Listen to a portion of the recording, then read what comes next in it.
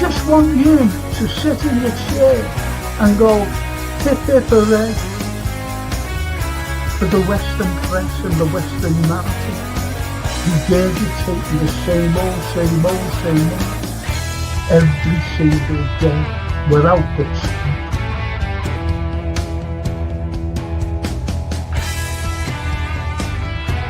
Please watch the first series, the first 2 episodes, the second series.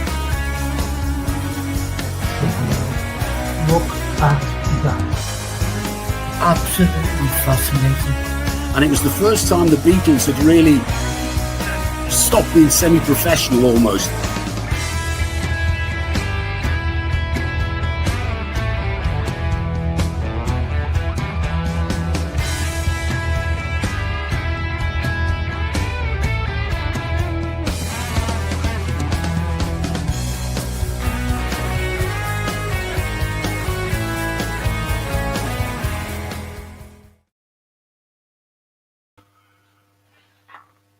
Good evening, everyone. It's no football tonight.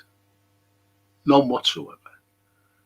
It's all about literature. It's all about history. It's all about going off on tangents. Everything with me little mate, Anthony. Should be good though. Should be fun. But before I start, got to thank these lads. Got Painting Services for sponsoring every podcast I do, every single one. The fully time served lads. The 5-star rating as well, by the way. 5-star out of 5. Everybody. They always get, when they do a job, they get a little thing, to fill in. And that's what comes out, 5-star, every one of them. And a fully time served, no cowboys, no nothing. And it'd be fantastic if you did get them in to do any job, whether it's inside, outside, even commercial. They do commercial as well. And that's Gap Painting Services, who sponsor every pod that Frank Carlyle does, every single one. I've got to bring me little mate in because there's no comments up. There's no saying get lost, Frank, or get lost, Anthony. There's no. But anyway, here's me little mate here. He's always got a smile, this fella. There he is. Hey, Anthony. Good evening, Frank. I don't think there's anywhere we could go without getting lost. No. No matter what we talk about, someone comes in and says something, Do you know what I was watching before? It was a cracking little film, to pass the time away. Yeah. And it was called 21 Days. And it goes right back to, the 30s, with Olivia and Vivian Leigh. And it's when they first met, actually, and then they got married, didn't they? And it was a cracking little film. It was a cracking, just a passing the time away. But I'll be giving more information about it on Saturday morning, when I do the film and TV review. And I went up to their channel, put it out. And Jane Eyre's on. The film Jane Eyre. Oh, brilliant. But I hadn't had the time to look at it. I really never had time to look, even to see who's starring in it, but Jane Eyre is there nevertheless. So, we can tell people about it. I know. And Callum says, all right, young Frank, looking 21 today, mate. Still happy of the win. How's you? How's you? I'm all right. All I'll say about it is, Callum, is that we, as Liverpool supporters, just want to see Liverpool win, no matter who's in charge. Whether you agree with the you know, the management, if you know what I mean, or not. Every game we want to see win. But we weren't overly great, were we? You know, that's the way I look at it. But a win's a win, nevertheless. And he even agrees with me. Look at that little cow. Agrees with me. Anyway, what did you think last night, Anthony, about the win?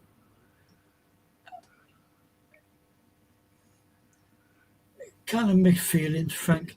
I thought the game was a game of cold porridge. It was, wasn't it? We were saying that.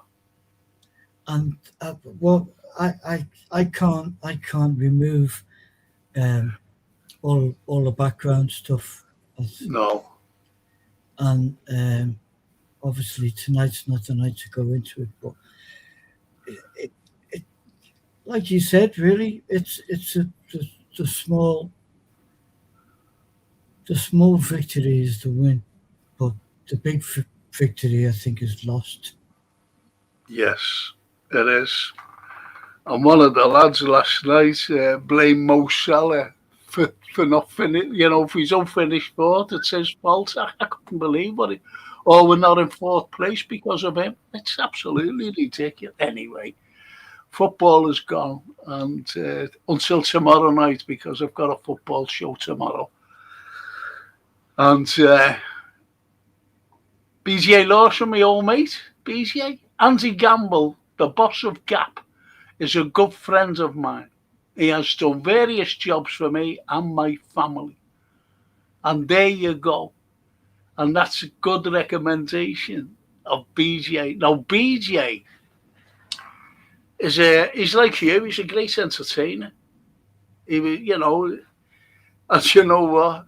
I always remember last Christmas it was, and he was doing a thing, you know, for New Year's Eve, and people don't realize. You should know this.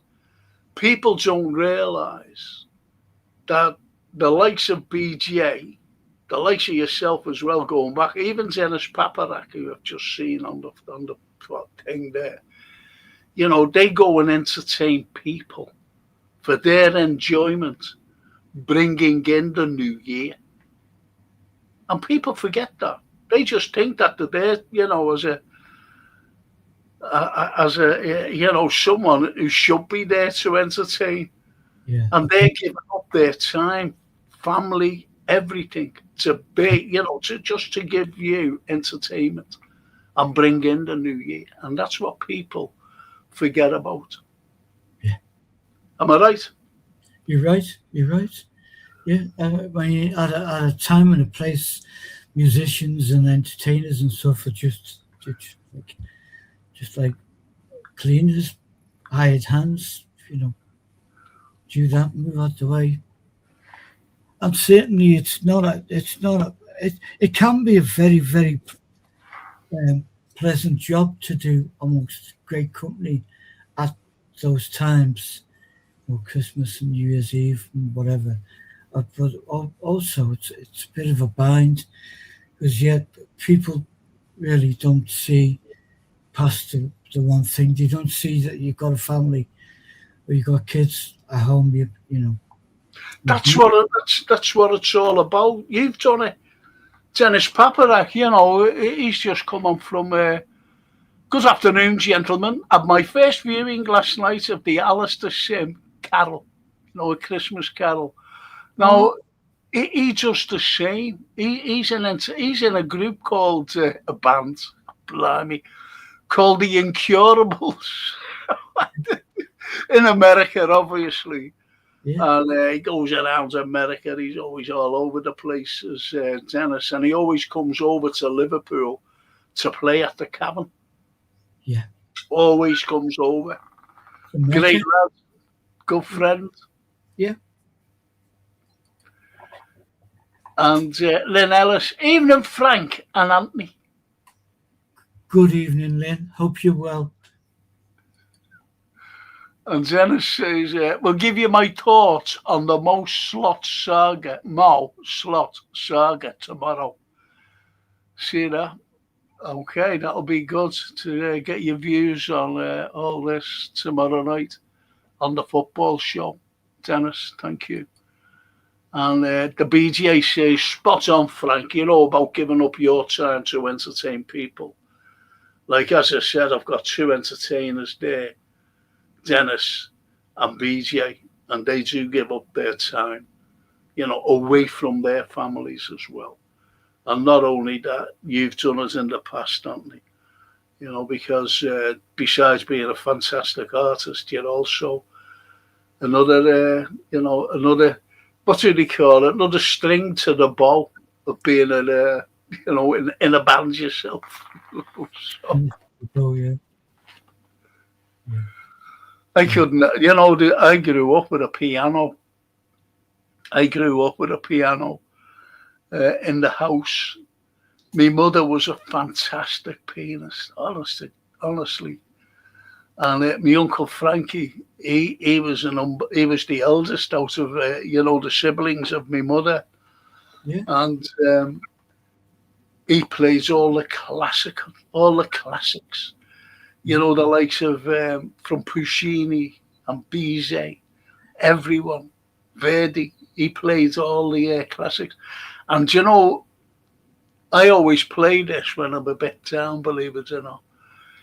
And it was brilliant the way he played. It was the 1812 Overture, by Tchaikovsky. Yeah. And I always remember him playing it. Absolutely amazing. And that's how I grew up with it. See, once you're a little child, when you listen to the piano being played, that's what you grow up with, that music. That You know is what I mean? yeah, it's a true blessing.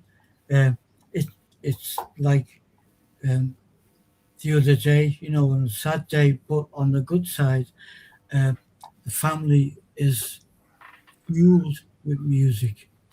It's everywhere, and these are the things that you can't buy, Frank.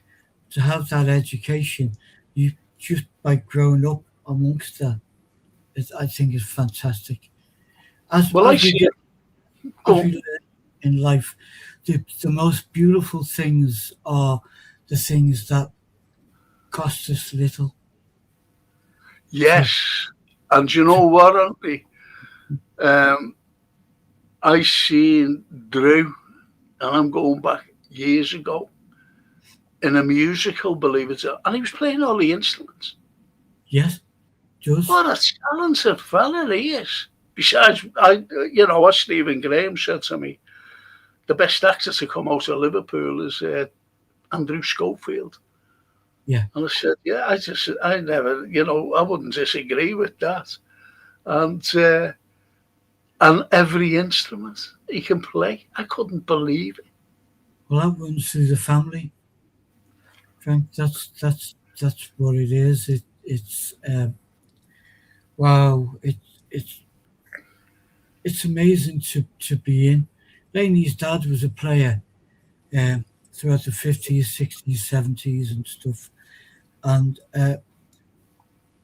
but in Laney's immediate family, no one plays.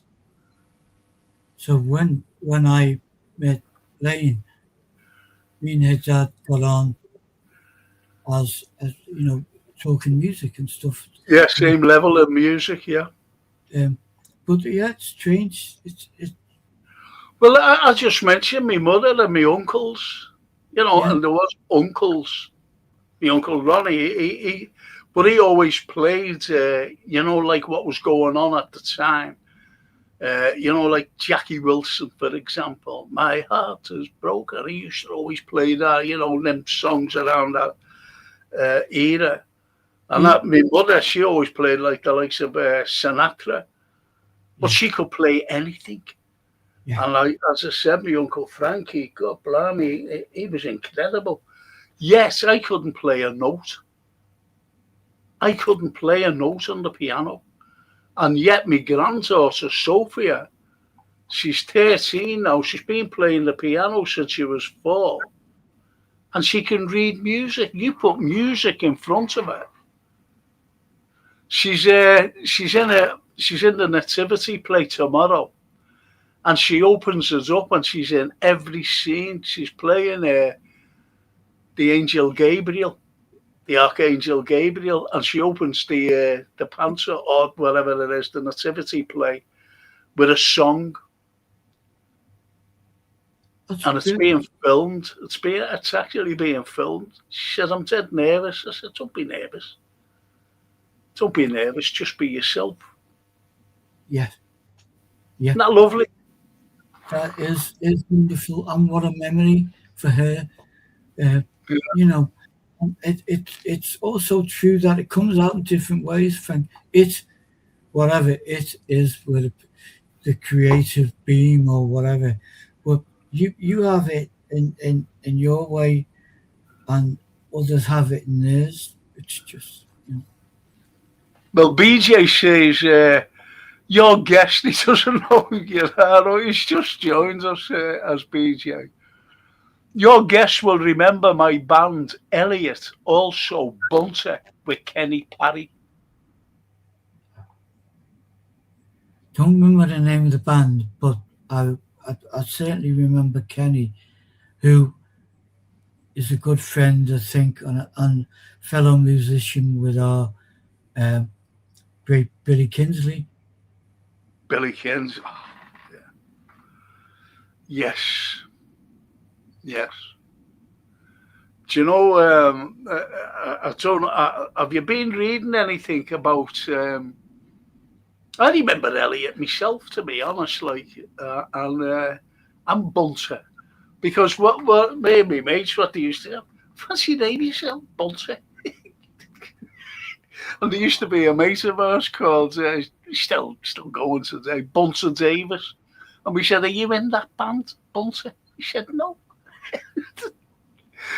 So, and you know what? Like, thinking about Bunter Davis, I seen him, it was 30 years. And I was standing outside, honestly, I was standing outside the town hall. I'd just been in there, gave us talk or something. And I was standing outside, I was waiting for the cab. And I looked over Castle Street, and this fella was with. I said, oh, blimey, I said, that's Bunter Davis. So anyway, he crossed over. And I went, all right, Bunter. And he went, all right, mate, how are you? He said, God, blimey, he said, you haven't changed. I said, neither have you. And he has a little bag with him. And I went, where are you going? He said, I'm going down to the gym. He said, I go here, he said, about four times a week to keep me shut. This is genuine. Yeah. So anyway, he put his little bag down. And he went, oh, he said, I believe you're a doctor, aren't you? And I went, yeah. And he went, wow. I said, how do you know? I said, I haven't seen you for 30 years. He said, oh, the lads, because he's a red, he goes to game, you see. He said, the lads were saying, I said, all right. I said, okay. And he went, honestly, then he put his bag down. And he went, I've got this pain here, He said, it comes on me. He said, especially when I'm in the gym, it comes on me. And I went, I said, I'm not a medical doctor. I said, I'm just of history. And he went, oh. Bent down, picked his bag up and walked away. And I went, I'll see you in another 30 years then, months. He just went like that. Without saying it out, he just went like that, waved and went down on his merry way. And funny enough, I seen him with his wife. And she's a lovely girl. So anyway, I was chatting to her. And I said to her, what are you doing here? She said, I'm waiting for Bunter. This was in town, this was one afternoon in town. I said, how is he? She said, yeah, he said he's seen you. And he just, I said, yeah. I said, it's one of those things. And then he walks around as Bunter. And I went, all right, John. And he went, all right. And she turned around and said, just call him Bunter. Everybody else does, because from school days, you know, the nicknames leave, don't they? They They're can. left back in time, if you know what I mean, and they still call him Bunter. But I called him Bunter that day, you know. But anyway, and Dennis says, link below to Christmas Comes Tonight by The Incurables. Enjoy. Isn't that lovely? So Oh, he's got a link there with a song, yeah. Christmas Comes Tonight by The Incurables. I'll try and get Jason to play that next week if you don't mind, Dennis. And the lovely little ambidextrous Helen. Good evening, all. Good evening, Ambi. Good And evening. BJ says, see you very soon, Frank. Let me know when it's best time to get together. Um, I'm going shopping this week. I'll give you the time next one day next week if you don't mind. To be honest, you know, next week get us out the way, BJ, because BJ, you know, he's going to come down and see me. I haven't seen him for a very long time. So I'll get hold of you for next week if you don't mind, BJ, and the day to come down to see me. Cheers, mate. And the tennis is that would be great, that Frank. Ta. No problem. Honestly, you know, it's whatever we do. You know, throughout the show. To be honest, you know, Anthony and I, that'll be good. The Incurables singing "It's Christmas Tonight" or whatever. Anyway, Will P. Hiya, Will. Evening, Frank Carlyle, Liverpool, and Anthony and all. Will P. It's really good to see you, mate. Thank Good you evening. for popping in to see us. Thank you, Will. Yeah. We used to go on a stream. Well, he still does it about an airport in Nuuk, Greenland. Yeah, remember you? Remember you talked on it together? Yeah, and Will, you know, he's always there. Will, that's how I got to know. Yeah. It's lovely. We got that remarkable photo, wasn't it? Yeah, that's right. That's right. That's right, Anthony. And BJ says, look forward to it. I'm looking forward to seeing you, BJ. You know that. And I'll make the best cup of tea in the world. Don't I, Anthony? You do indeed. And coffee. And coffee, yeah. Cappuccino, ordinary tea, Yeah. anything you want. And Will P says, don't be sorry. Never be sorry. Sorry I've not been on for a while. Don't be sorry, Will. It's just great to see you, mate. It really is. You know, to see that he's still going. Do you know, I've got to say the story about him. He's a coach driver, right? Yeah. Anyway, he goes to pick up whoever it is, right? And he's waiting for them. And do you know who it was? It was Jurgen Klopp on the football team. You know, piling on the bus. It's incredible, isn't it? Absolutely incredible. Keep the boys down in the back. But you know what? He's like Jason. He doesn't know, you know, football means nothing in it. And he went, hello, boys, you know, they're all getting on. Jurgen Klopp on the football team. Incredible. You know, when he was telling me, I was laughing my little head off. But anyway, Anthony, this is about this man here behind me and other great writers, you know, poets and whoever. And you've got to say again what you plan to do, because right behind you, there are pictures that you're actually working on, painting. and these are some of the greatest characters. Yeah. This is who we grew up with. Everybody grew up. Yeah. And this is kind of intensely personal between you and I and this pod, because it's not um, a collection of every author or every poet.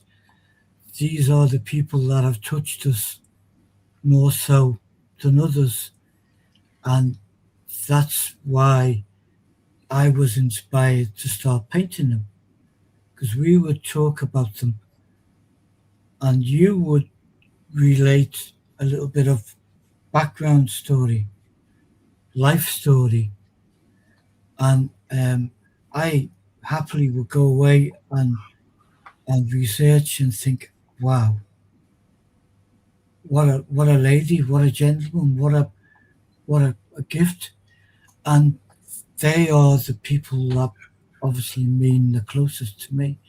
And then it it's got a little bit bigger than my purely wanting to paint some pictures, and now it might well have a life of its own, and you and I will accompany it. You know, Because you're expecting, when they're all finished, uh, obviously it's not going to be done. It's going to be done in the next few months, into the new year, and you hope to put it up as a little exhibition, aren't you? I'm hoping so. And my first thoughts, and like you, kind of it's a strange one. My first thoughts, and when you start to plan things, are when you're just waking up in the morning. You're waking up and your mind's coming to life, and you think, oh, that would be a good idea. Yeah, that would work. But yeah, basically that would be it. I wanted something self-contained. I I do not like a gallery scene in terms of art stuff. I don't like that thing. So I wanted something that we could take somewhere, Totally different, yeah. yeah, like libraries, museums, Yeah. public. Easily accessible as well for the public. Yes, exactly, and um, no pomp and ceremony about it. We'll promote it, we'll advertise it and stuff, and so it won't be, we'll turn up, get everything off the back of a truck. But you know what? The beauty of it is as well, Anthony, is we all know about, not, we don't know, I've got to put this right. Say like John Keats, for example. Say like Charlotte Bronte, for example. Yeah, And you read their books, you read their poems, even Charles Dickens. But what they don't know is how they've been inspired, yeah, and why they've been. Charlotte Bronte, for example. Why was she inspired to write about Jane Eyre? yeah, And this is what people don't realise. And it was a semi-autobiography, because what Jane Eyre wanted to do in her life, this is what Charlotte Bronte wanted to do in her personal life, but absolutely. couldn't achieve it. You see, so it's things like that which Yeah, we'll be discussing. that's the most beautiful human part of it. Um, Yeah, of course. she Yeah. she grew up in kind of such tragedy as a youngster, with her two elder sister and her going to the same basic and hard um, church academy school, Yes. church school, and becoming ill, and her two elder sisters sadly passed. And they think, historians agree, that her time at that young, hard, cold, and cruel school was what kind of led to her feeling semi-invalid for the rest of her life, and that was a big push to want to write about it and say this is wrong. We need to change this. Same as Charles Dickens, wasn't it? When in his youth impacted on him and the idea that he would at some stage write about it and say, no, we can't allow this to go on. And he did all he could Oh. to promote. Well, anyway, let's see what our lads have been, girls have been saying. Will says just picked up the LFC up at the airport this afternoon. Yeah, we're back home anyway after last night's win. So he's me telling a story about Jurgen Klopp and him picking them up. And he says he picked them up today. Evening, Frank, Anthony and Chet, says Owen Lee. Oh, good evening, Owen. And this fella here, Johan. Good evening, Frank, Mr. Brown and Legends. Good evening, Johan. There's all your Scotch for you off Johan. Oh, all your grouse. Very kind, Mr. Kindness. Christopher says, hi, Frank and Anthony and everyone. Like and subscribe. That's right. Well, lovely fella, is Christopher. Good evening, Chris. They're all lovely. But I've actually met Christopher. Yeah. Yeah. And ambidextrous, I met Emily, and she's still in Aussie. Yeah. Not Ambi, I'm sorry, Toscana. She's coming home tomorrow. She's had her operation. She texted me today, which is nice. So, and she said, I'll be looking in tonight. Oh, hope everything's gone all right, Toscana.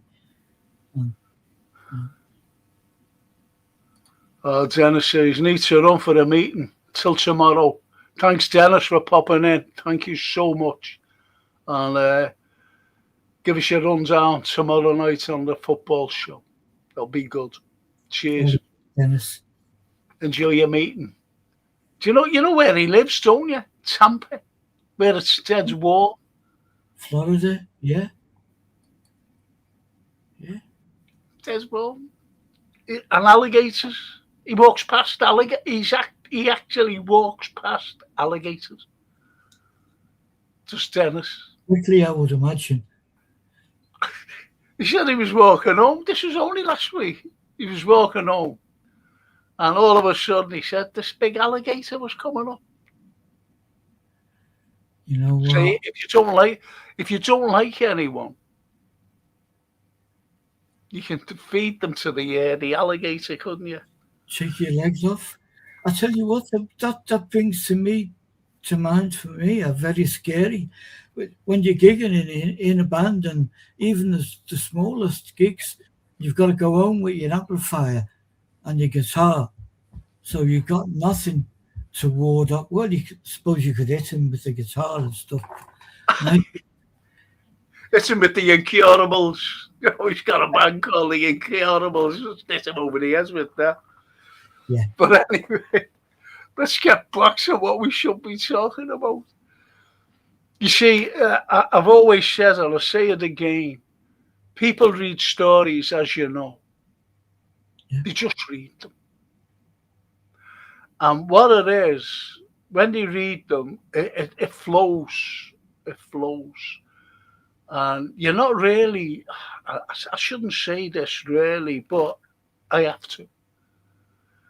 Albeit that you're reading the story, a great classical story, people are not getting the underbelly, as I call it, of the story, because it spreads out. If you're talking, say like Charlotte Bronte's Jane Eyre, Yeah. you know, and she's, you know, this girl, she wants to give out education to the world. Now, the underlying theme of that, you know, of education to children is that no kids were being educated. And that's why we fell backwards, because of these kids not being educated. Fell back in the Industrial Revolution, albeit we started it because there was no one to take the places of these people because they weren't being educated. The only people being educated were the elite. Yeah. The elite were just the ones who were being educated, and they didn't want to go into any industrial thing. No. There was no need to, because they were the elite. It's like today. The only thing that they wanted to, like going back then as well, was politics, if you know what I mean, or Yeah. publishing.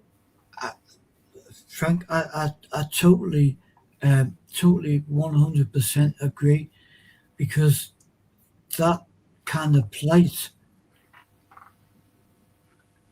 was reintroduced in the 80s.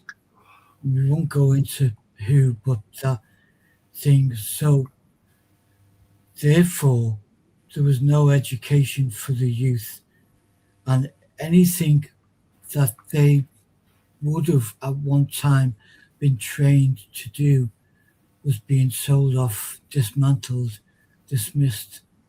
So there was no industry. And That's right. That's right. You know, do you know what it's like also? When education came into the fore, right? You've been educated, I've been educated, and everybody on here have been educated. During your education, we were always, you know, you did your English and you were told to read books, as I said. And it was very hard for people to get into this fella.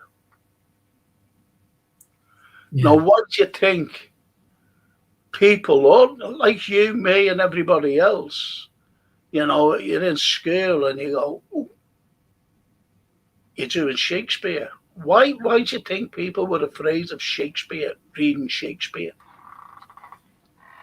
I think in part was the his language, the language of the time, and no one really took the time out to us when we were kids to kind of translate it a little bit, as you're doing. Really, that didn't exist. So you either keep up with it, or you're left behind, or you got. It's like it was a bit like Latin. Not that Yeah, I did Latin in school, but it's something quite complex, wasn't it? yeah, because in nomine aparte affilitu spiritus sancti. Yeah, You know, like I grew up as a Catholic and was a little altar boy, and you had to learn your Latin. Even as you grew older, you know, when you go to college, you had to learn Latin for some reason. It wasn't going to be beneficial. But the likes of this fella, you know, wherefore art thou, O Romeo? You know, you go, what's that all about? Whether to be nobler in the mind and suffer the slings of and arrows of outrageous fortune. You know, that's what frightened people, things like that. A poor player that struts and frets his hour upon the stage and is heard no more. You know, they go, what's that all about? You see? yeah. And there is something rotten in the state of Denmark. You know, he's worried about Denmark. But there's always underlying themes. What this fella did, That's as you know. yeah. That's why the more I learn from you and from reading, from study, is that he was kind of buried in a way, wasn't he? Here's his work, but no explanation. because at some point the powers that be didn't want us thinking about why he wrote that thing, why he wrote that statement, why he attacked that particular part of society. And the same with Dickens, it's very heavily edited the way we were taught when we were kids at school. You you you kind of almost got a glimpse of some good stuff, and everything else was buried. And you know what, Anthony? Also, what you're saying that buried. Can I just read out some of these things? Well, Christopher to Toscana. Hope you are feeling better and have a speedy recovery. Isn't that lovely coming from Christopher? thank you. And Johan, the inability to perceive early modern English. And he's so right. Because early modern English, we got away, didn't we, from Latin, what we was talking about there. Everything was written in Latin until Chaucer came along. And I always remember that having to do Chaucer as an A level, couldn't understand the bloody thing. It was so hard. Anyway, it's just like Shakespeare, because that was the first thing written in English. Believe it or not, was the Canterbury Tales. Yeah. And you're reading, whoa, you know. Anyway, going back to Shakespeare. Now, Shakespeare, he was given hidden messages to the government at the time, hidden messages. I mentioned there is something rotten in the state of Denmark. He wasn't saying that, really. What he was actually saying was there is something rotten in the state of England. And there was, because of what was going on. And the purges against certain groups of people. Yeah. They were being purged. And this is what he was going on about. So you have to read, as we say today, read between the lines. Yeah. Get the underbelly. There's the poor player that struts and frets us out upon the stage. And you go, and is there no more? You go, well, what's that all about? Well, what it was about a gunpowder plotter in the witness box, being, like prosecuted, by the prosecution, saying, you wanted to murder the king. No, I didn't. You were found below the cellars with a, gunpowder and a torch and a lamp, and you wanted to blow up. No, I didn't. I wasn't there. I was in a pub somewhere.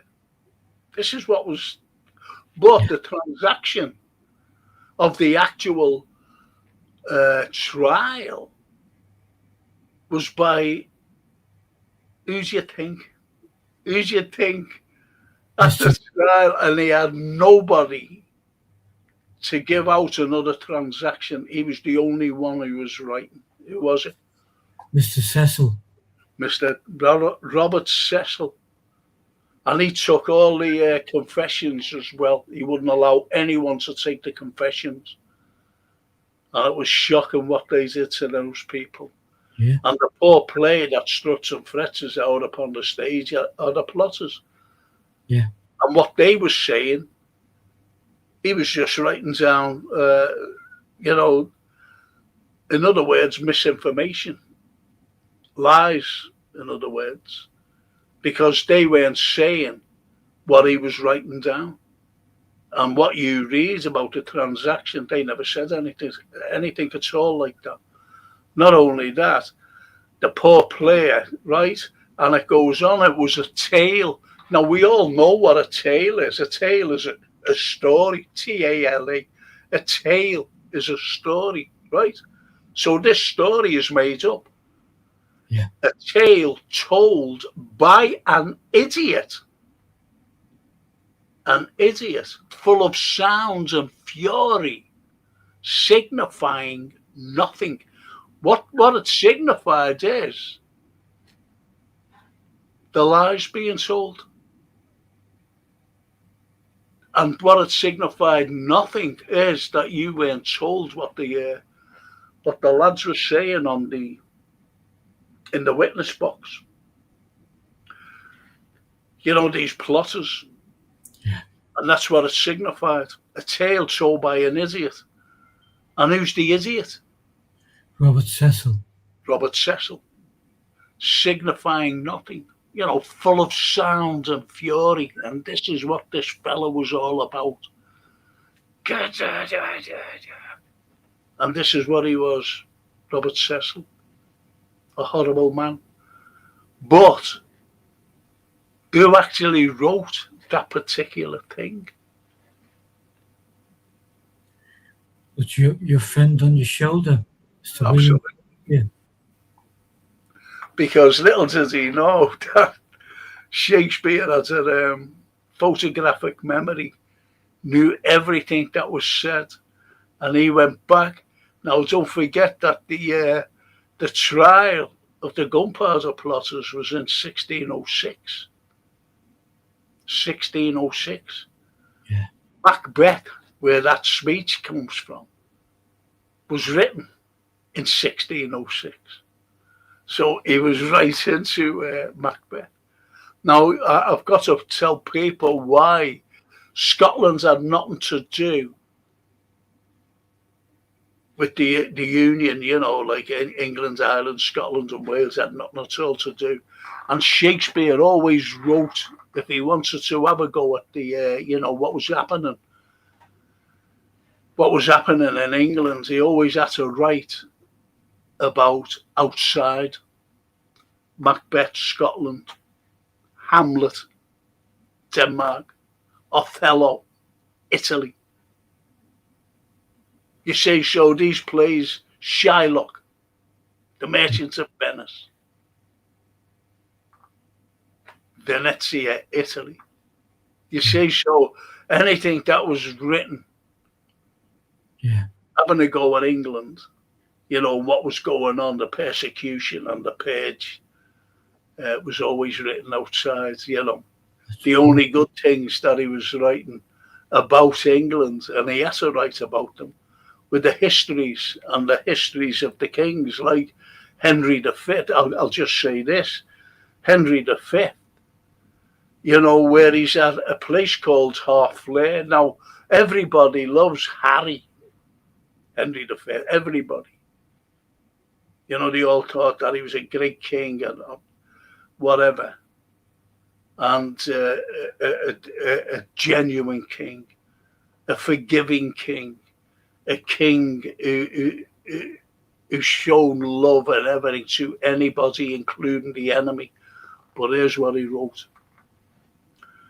And they were outside a place in Harfleur, this castle. And while the French soldiers were away, now if this fellow was so benevolent, Henry or Harry, good old Harry, would he come out and say this? These older gentlemen on the battlements saying, no, we're not opening the gates for you. We are not opening the gates. There's no soldiers here to protect us. And Harry said, Henry V said, if you don't open the gates, we will rape your women and we will behead your babies. If you don't open the gates, we will force them open. So what are you going to do? So they had to open the gates. And you know, there was killings, unfortunately. That's the Battle of Harfleur in Henry. Johann. It works vice versa as well. Shakespeare would be scratching his head trying to decode, and the LMAO and what not we have now. Of course. I'm not reading out the LMO. Laughing my off. That's the LMO.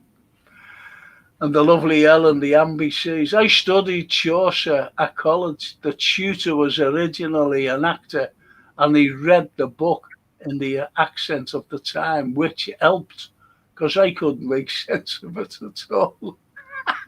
Um, how, Great. how brilliant is that? It's Yeah, fantastic. I, I, absolutely. I remember talking about one of our greatest local writer, well, international writer, Alan Bleasdale. And Alan Bleasdale always wanted to be a teacher. And when he was at school, um, his results were blindingly fantastic. So, at 1 year, his teachers became his best friends, English teacher, maths teacher. And when he qualified as a teacher, he requested he go back to the school. Do you think it's Heighton, where he studied, where he was a pupil? And when he saw how the kids were struggling with the likes of Shakespeare and the early works, he requested that he take the syllabus home, rewrite it in a language that made sense to them, give it back. Which I thought that's amazing. Well, Similar, that's brilliant, Doc, because I'll have to come in there and I'll tell you for why I have to come in. I have to come in. I did poetry, the metaphysicals, and yeah, even the sonnets of Shakespeare, and the likes of the Romantics. By the time the Romantics came along, the likes of William Blake, no one has ever heard of him. But Wordsworth is what he said. I speak and write in a language that people can understand. So it gets away from the Shakespeare writings, the Chaucer writings, and also the metaphysical poets, the likes of John Donne, for example, and Andrew Marvell. Because metaphysical poetry is very hard to, even today, it's very hard to understand. And that's why I came out and said that I had to, in a language that can be that can be understood, and that's what Wordsworth said. Now you read Wordsworth, his poems, and they're so easily to follow. And it's just like what you're saying about the wonderful Alan Bleasdale. so that's fantastic. Really. So we're kind of looking at the 1700s, early 1800s before someone voiced that opinion and said, "Listen, we have to kind of reinvent the wheel so more people can understand what we're talking about." Wordsworth then led the way for Keats and Shelley and all of the others, didn't he? Yeah, this is a sneaky here. Ah, the bard, Stratford upon Avon, a fellow Midlander. Must be something in the water that makes us verbal viscounts. Granted, I'm the other end of the scale, but at least afford me the tenuous comparison. And that's from There you go. William Stevie. could have written that himself. Ah, there's Toscana. Buonasera, Franco, Anthony, and chatters. I've just woken up. Oh, Toscana, we are so with you. And Christopher asked about you as well. He wished you well. He wished you well before. And Johan to Toscana. Hope you've been well. Isn't that lovely? Brilliant. Will says Alan Bleasdale was a teacher in Bridgefield Forum just outside Halewood. Yeah. And he carries on by saying, he done us a play for our first year in Aylwood Comp. Oh, fantastic. Cheers, Will. Thank you. Brilliant. Yeah, see? Okay. Now, I wouldn't have known that. You mightn't have known it. Only that Will just, came into the show. Yeah. He's been missing for a while. And Yeah. he's given us this information, Yeah. which is great. Yeah. Look, Toscana's thanking everyone, Christopher and Johan, and even the Snape says, get well soon, Toscana. Godspeed, kid. That's lovely. Yeah. See, we care about everybody. And little Amby, little Ellen, she says the same. Hope you're on the mend and are back with us all soon. Sure. She will be back with us. Don't be worrying about that, Amby. Please. So what do you think of, I was asked, I've mentioned this before, I was asked if I would teach to the terrified. I said, terrified. She said, yes, Shakespeare. So I said, yeah.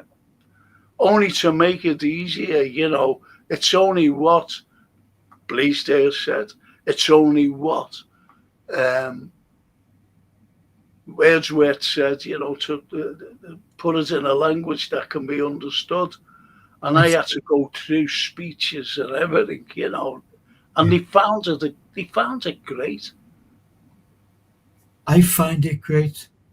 And I know I speak as one of our beautiful chat family. It's like opening up a box, saying this is what's in it. People only look at the top layer of the chocolates, but in it is all this wonderful stuff. But that's it's great what you says again. It resonates with what I've said about reading a book, but you're not getting really, it spreads out like a tree. A book spreads out like a tree. Because we mentioned it last week about A Christmas Carol. Yeah. Where, Scrooge, the miser. Now, when Scrooge the miser, you've got to look at the poverty, the no education. You've got to look at everything.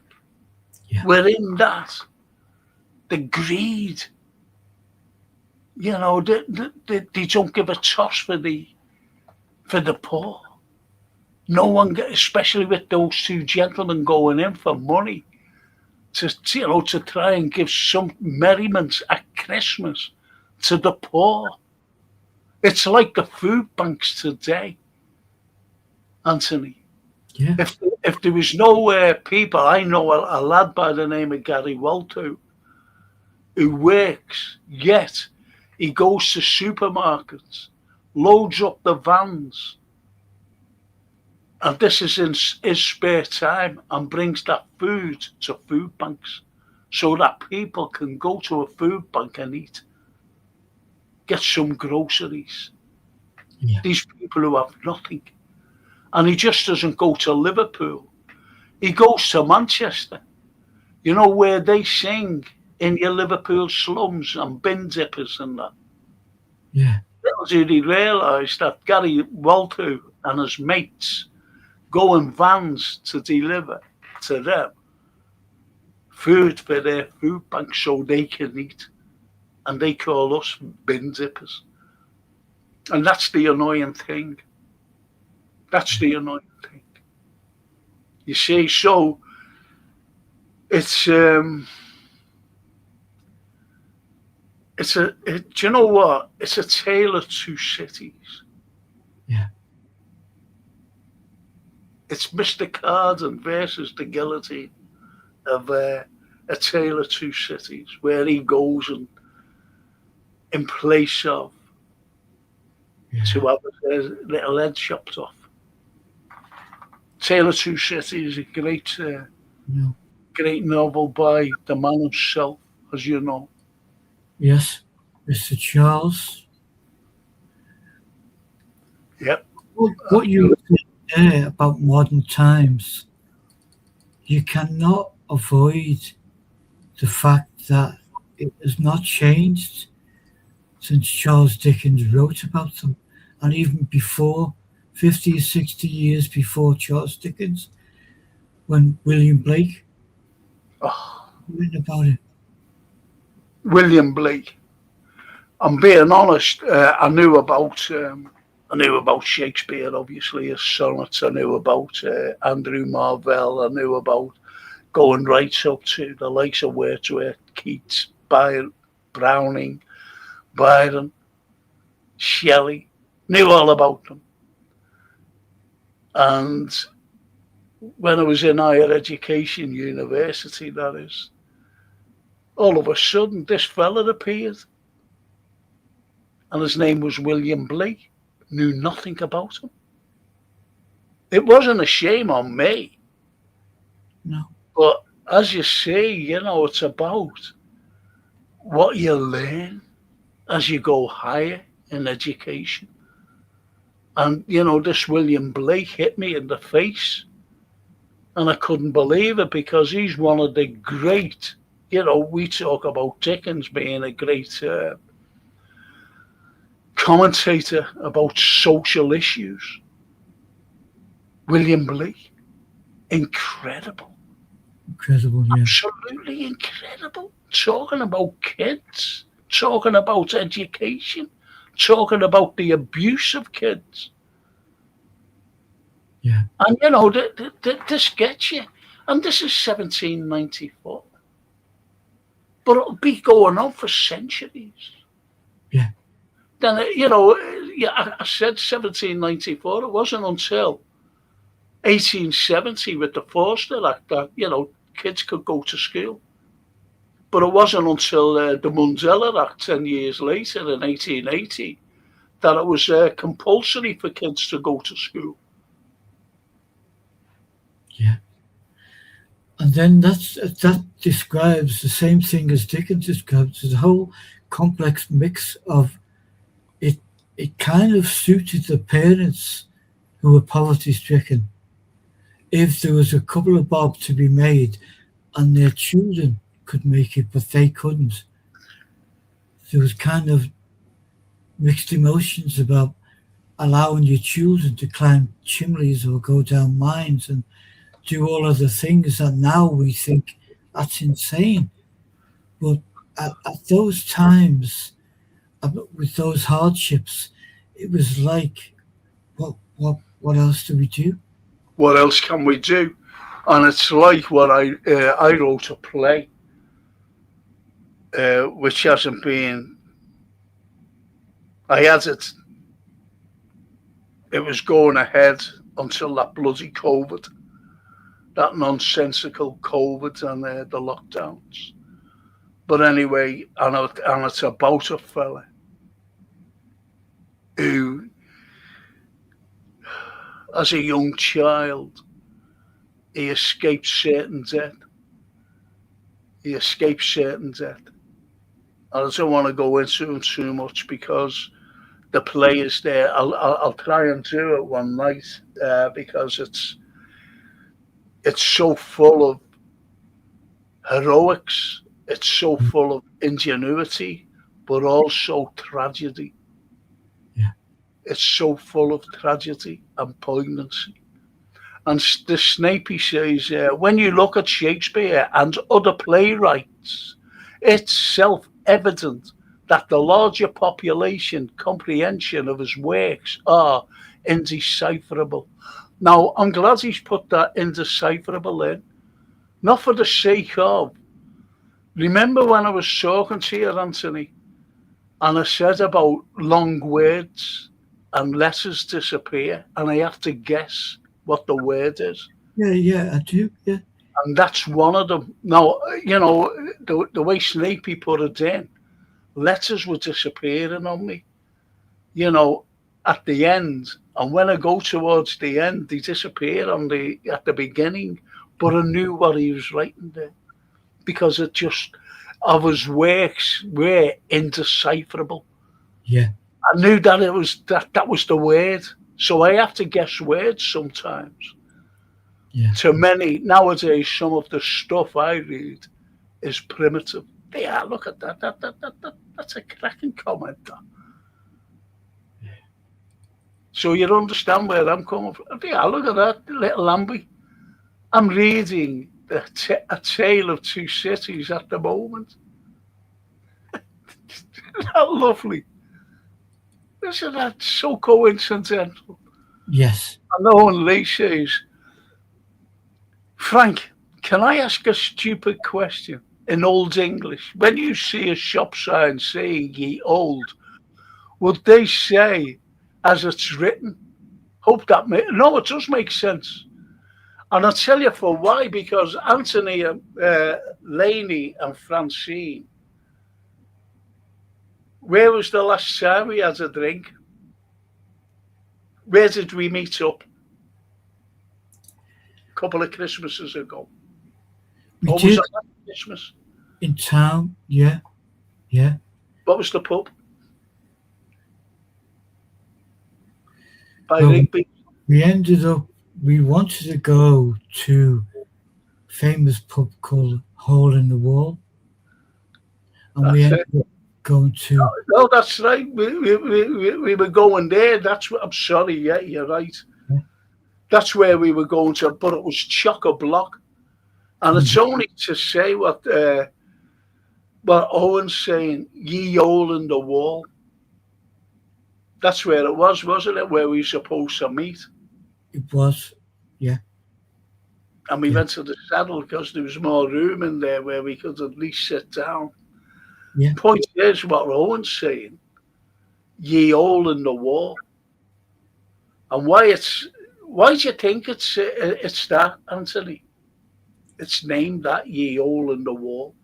No, I would have guessed at that one time, but I know through you the kind of history of it, and it's a remarkable history, and I'll leave you to say it, not to me, but it goes way back from when the building was just a building, fit for other purposes. That's right. And what it was stables because, they were just like boxes where horses went in because that was a pickup point for coaches, as you know, Rigby's. And where you see that thing, the big arch that leads to the outside, or, the outside of it where you can sit and have a drink and whatever. They were the stables. That's where they were. Now, you weren't allowed to have a drink, Anthony. You could only have victuals. And what I used to do, I used to say to the people who just got off the coach or was ready to get off on a coach, would you like a drink? They used to say, yeah. So he said, follow me. And he used to go into the left-hand side of the box, where the boxes were, the left side of one. And there was a slat there, and he used to lift it up. And they used to go into a back room where they had the drinks. Hence, ye hole in the wall. No. And so, because he was collared. And they said, listen, and he was heavily fined. You've got to do a pub now and then, and that's what it was, and hence ye hole in the wall. So they changed the name. That's a fantastic history. It is same as the slaughterhouse. Yeah. Same as the slaughterhouse because what people used to do, sailors, they used to come to the slaughterhouse because sometimes they never got paid. They got paid with animals, especially pigs and sheep. So they used to go to the slaughterhouse. And, obviously he was a butcher and he used to do the business about with the animal, so that the sailors could sell the meat. You know, if you could imagine the butcher buying meat as well. But anyway, he was collared as well, because what he used to say to the lads, "Do you want a bevy?" You know, yeah. So he used to, yeah, go through the back there, and he used to have a drink there. So he used to be like that, and he got caught, and he was heavily fined. Hence, the slaughterhouse. It's always retained its name. Wow. And you know what's doubly fantastic on that wonderful history is that both of those places are still there. Yeah, So, yeah. Well, it's the oldest pub now, isn't it? Ye Hole in the Wall. yeah. That's why it's retained its name, Ye Hole in the Wall, because it's the oldest pub now in the city, Wow. and it goes way back to the 18th century, which is great. No, so it's a good question, that, Owen. I hope you're satisfied with. I'm going to tell it. I'll have to make myself a cup of tea. I haven't had anything. A cup of tea, but I'll get down to a question here. I have letters go missing on me, Frank. Fortunately, it's normally the gas or the electric bills. Says the snake.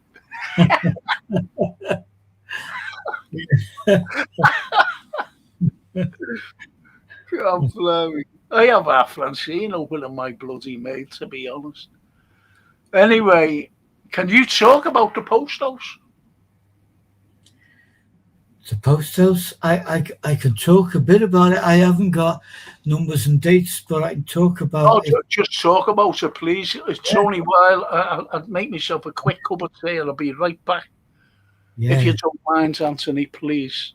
so not at all. You get one for me, Frank? Yeah, go on. The post house, like the two pubs we've just been talking about, is one of the most historic pubs in Liverpool, and thankfully we've still got it. It's a pub that goes way back, and in fact, there's so many authors and writers who've stopped there. But in modern times, there was talk of them knocking it down. I think in the early 2000s, could have been earlier than that, but I remember passing it all of my life. It's on the end of a street called Cumberland Street, which looks like a back alley, very narrow street, and it's just there. It's time has thankfully kept it still, because Frank and others, a dear friend, mutual friend of ours, campaigned to keep the doors open and keep the pub there. And the amount of people that have been there, drunk there, eaten there, and in that area historically is absolutely unbelievable. And Frank will fill you in with the exact names, but it's a fight which thankfully was won. Where, as you know, with our history shows, we bemoan the fact that there's so many buildings lost, gone forever. But sometimes you don't know the plans to knock a building down, so you can't oppose it. When you do know that there's something going to go on, Frank, I believe, got a phone call, and he was there in the shot, and he had to then eloquently give a history lesson on the pub to the councillors and the developers who would plan to knock it down. And I know one of the historic figures that went there was none other than Adolf Hitler. And before that, there are many, many others. And it too is a place that is still in Liverpool. So if you're a stranger to the city, you can see the three of these venues in one day. They're only a short walk from each other, and it's thank gosh for historians, thank gosh for history. You know, without it, what would we have? City full of glass houses where you can't throw bricks. Frank will fill you in with the legendary heads that have passed through the door, um, and that whole area is steeped in history. Modern times, it's almost smack bang in the university campus now. So the amount thousands of people who pass through. Just talking about the historic people that would have gone through that pub.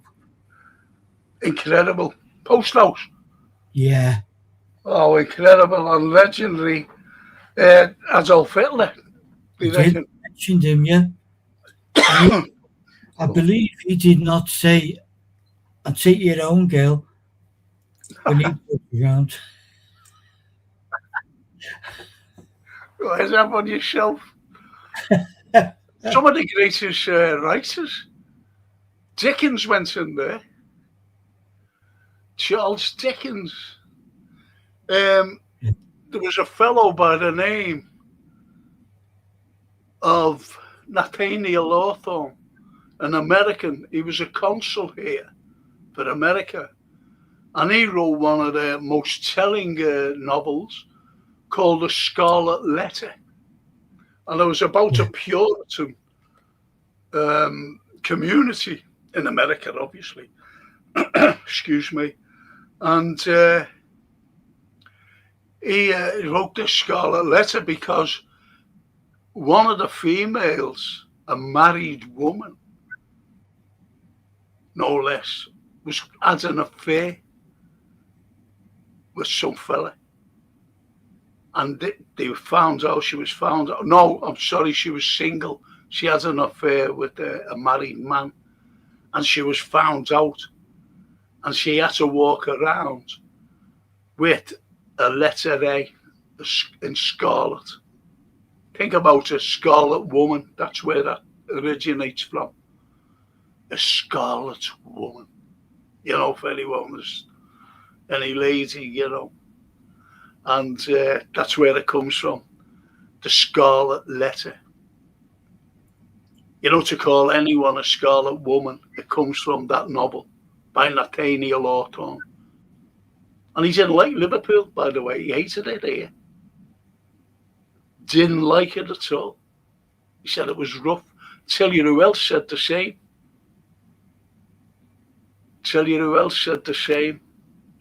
Was the fellow who wrote Moby Dick. He was here. And he wrote the set. He said, don't like the place. He said it's full of ruffians around the dock area. And do you know what he said about Nelson's column? Nelson's monument. He said they've even got slaves chained up there. He thought they were slaves. He didn't take a proper look at them. yeah, It's strange, isn't it, how, people perceive Liverpool, especially Americans and the writers. And yeah, yet Mark Twain, when he came here, he couldn't believe it. He said, it's unbelievable, this place. yeah, When yeah. he was on the balcony of the town hall looking down, he said, it's unbelievable. All these business people rushing about. You see, so you get different. Sorry, go on. Not the same, exactly the same as Dickens, who drew a lot of inspiration by just sitting on a bench and watching life go by, didn't he? And then he put it into a book. And then you mentioned the word hard there, but so Dickens wrote Hard Times. Yes. It wouldn't surprise me though. Do you know what? You're going to slap me here. I mentioned Andrew Marvell before, the metaphysical poet, Yeah. right? And I always get mixed up with him and the name who wrote Moby Dick, Melville. Always get mixed up with them, Melville. But I reckon Melville also went into the post house, because he liked his drink and he used to go around the town drinking. And he must have gone to Cumberland Street. He must have done. Yeah. He must have visited there. He must have visited the Ye Hole in the Wall as well. Yeah. He must have done. And Rigby's. He must have gone into these places. Yeah. What do you reckon yourself? Yeah. No, I totally agree. I mean, they are in our life. They were always the oldest pubs people talked about. There were a few others and stuff, Yeah. and then there's areas like Matthew Street when we were tiny tots, which was basically just an alleyway Yeah. through warehouses. Yeah. No, one pub, no, the Grapes. Grapes. Yeah. So that got the bulk of visitors. And even the Beatles and people like that, anyone who played at the Cavern Club, even when it was a jazz bar before the Beatles, if anyone wanted a drink to calm their nerves before you get on stage, that was where you had to go. The Grapes, that was the closest one to it. Do you know what the warehouses were, by the way? Because I used to go down on a Saturday, sometimes when I was off, like trying to earn money. When I was in education, I used to go down to Matthew Street, and Yeah. it used to be, these fruit warehouses. Wow. Because as you know, Victoria Street was the fruit exchange, wasn't it? Yes. Well, at the back of Matthew Street were the warehouses of the fruit exchange. And I used to go down, excuse me, they used to send me down to like Canada Dock and Harrington Dock for the fruit coming in. To get it fresh. Yeah, and we used to go down, piling up the apples, especially in the Canada Dock, and then down to Harrington Dock for the tomatoes and things like that. But I never ever went to where they unloaded bananas, because them bananas, after the experience I had, exactly, in Queen Square, He was You just can, saying, I mean, what's in my mind is certainly in the 40s, 50s, and 60s, the rats that would have been around those warehouses. No, because of the food and or whatever food that comes in. Wow. I'll just see. Part of the Rat Pack says, I know it well, obviously, that's the post house. Yeah. Not been in there for about a year. Not in Liverpool as often. Only once a week now. Oh, that's nice. Yeah. That's nice, Pack. And Toscana. Well, the fella who wrote Moby Dick really was a dickhead.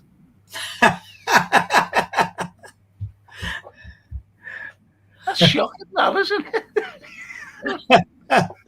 He's lying in hospital after an operation. Yeah. Still sedated, coming out with that.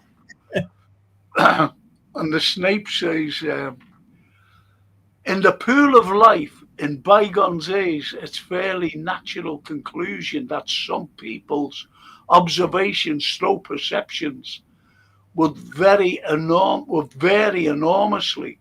As a busy port, it would be a thriving hub of commerce. You're so right. you're so right, Snapey. And historically,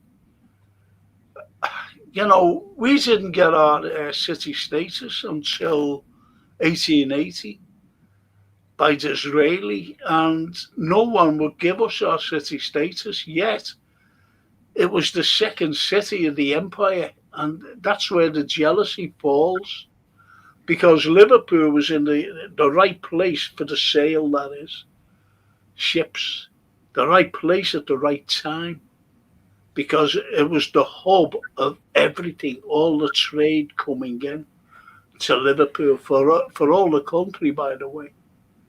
And that's why they decided to build a railway.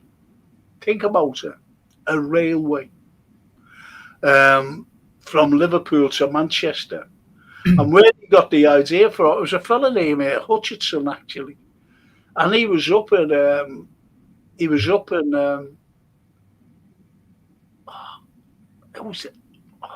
forget the name of this place. It's by Middlesbrough anyway. And he was looking at the mines. And he was just observing miners, that's all. And he was looking like that. And he's seen one mine. Oh, the name came to me then. It's like Arlo. Sounds like Arlo.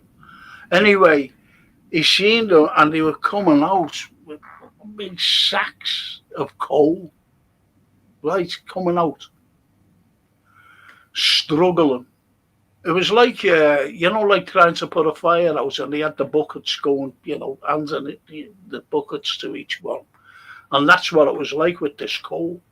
Then he went to another mine around the same area. And what he'd actually seen, Anthony, was tracks. Because someone had the ingenuity of putting tracks and a wheelie thing on the tracks to get the coal out, to pull the coal out, on a big rope. Yeah. And he went, that's brilliant, that. Gets back to Liverpool and he's talking to these people, because what the people, you see, people were coming down ever since. I have to go back to the 1537 and John Leland, who was the antiquary and also the librarian to Henry VIII, and he wrote something about Liverpool, the first thing I ever written, and he said, Manchester men do buy there. Now, the Manchester men always came down to Liverpool, to the docks. Well, there was no such dock thing as then, really, at that time. And they used to buy the stuff and bring it all the way back to Manchester. So this fella, he went, and he was talking to these lads. And one of the lads was Huskisson, William Huskisson, who was, an MP, by the way, and a very rich man, merchant. Excuse me, my nose, it's shocking.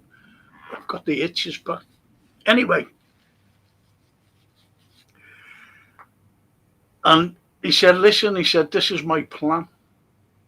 So they got a couple of engineers, and they said, we can do that. And that was to make a track for a train to go from Manchester to Liverpool. And they got George Stephenson. And George Stephenson made the rocket. But in the meantime, while he was making the rockets, we were making one. Our own were making a steam engine. Have you any idea what it was called? The Lion. Bang on. Bang on. The Lion. And so we were making our own. So they had the trials in 1830. And the Duke of Wellington, who was the Prime Minister at the time, he came up. And, he did the trial on the rocket, by the way. And unfortunately, one of the shareholders of this, great man of Liverpool, William Huskisson, ran over to greet, as they were moving along, ran over to greet the Duke of Wellington. And unfortunately, he slipped on the gravel and his leg went over the line, the railway line, and the rocket went over his leg. And obviously he bled out and he died. He died, William Huskisson. But nevertheless, the trials were a huge success. And it became the very first passenger railway system in the entire world. The entire world. And that was in 1836. And what you had then, you had a lad by the name of John Foster Jr., great architect. He took over his dad, John Foster Sr., and he built a Romanesque, Lime Street Station, as you see today, with all the great Romanesque arches. Yeah. So every other station throughout the land, especially down in London as well, they built all Romanesque stations. Yeah. So, we did do something which was positive for not just the country, but also the world. And you know what? I tell you another thing, what they had to do as well, these engineers, because they were coming from all over the world, by the way. They came over. Now, what you see, what these people from different countries, shall we say, what they seen this marvel thing. Oh, it's a marvel. That's unbelievable. But what they encountered themselves from getting A to B was tunnels. Right? Mountains. So they said, how can we get through there? How can we go through a mountain? So they'd have to go around. But if it was on a, say like a seaside, wherever they are, they couldn't go around it because it'd just fall into the sea. You see? Yeah. So what they did, they came to what other people were doing, came to Liverpool, and they looked at Williamson's tunnels. And they went, this is how you do a tunnel. This could go through a hillside or a mountainside. So Williamson's tunnels weren't just a folly. After all, they became the idea of a tunnels going through hillsides and mountains, both here and abroad. Again, it's like a remarkable piece of engineering, which is not, and it's in culturally with authors and artists, and I'm thinking particular of our very own Charles Dickens and Joseph Mallard, William Turner, that they were equally horrified as they were. Wow, what a remarkable invention, what a remarkable thing. But they were horrified because of the power of this thing. Turner painted it, and in his painting, everyone said that's a mistake because he left the front of the engine open. So the viewer, we looking at the picture, could see the flames billowing out at the front, which obviously doesn't happen. But what he was trying to say is as Dickens, these are like beasts. Yeah, they These are, call them monsters, yeah. Because he had an accident on one, didn't he? And he hated the railway after that yeah, because of an accident. yeah, You get things really that, you know, all come about. But you have fellas with courage. You have these wonderful people with courage.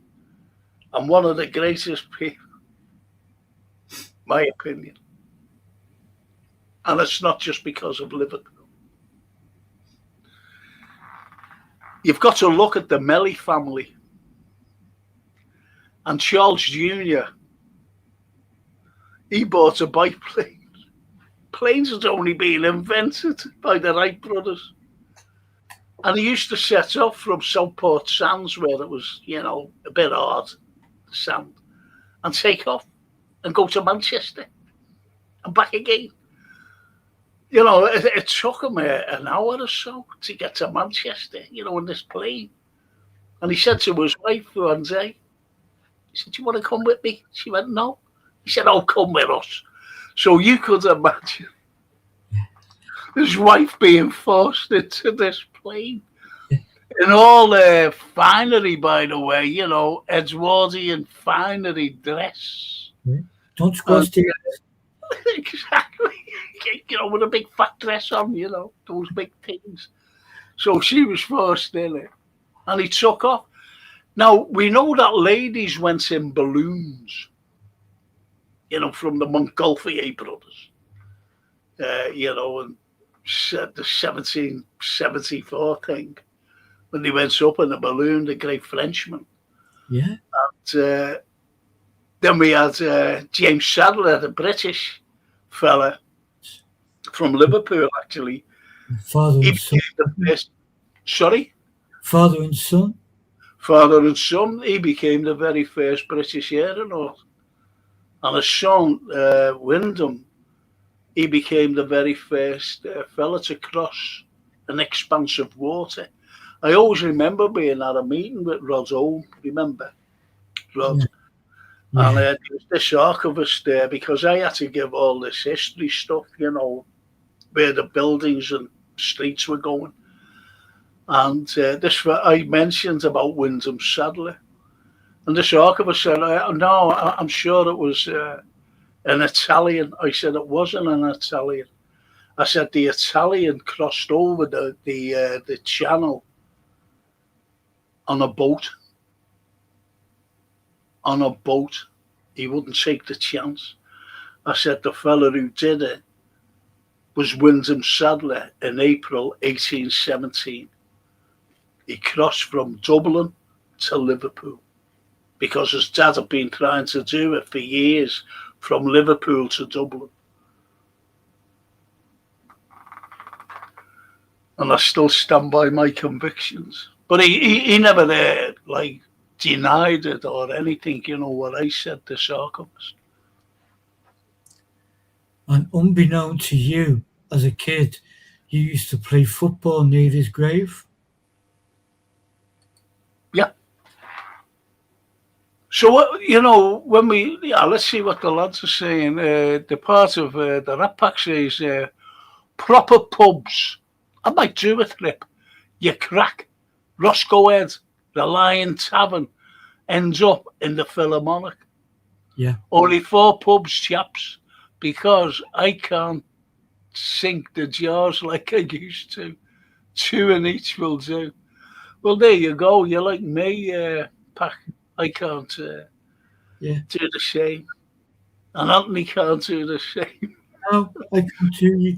I can do a pot of tea and a couple of little ones.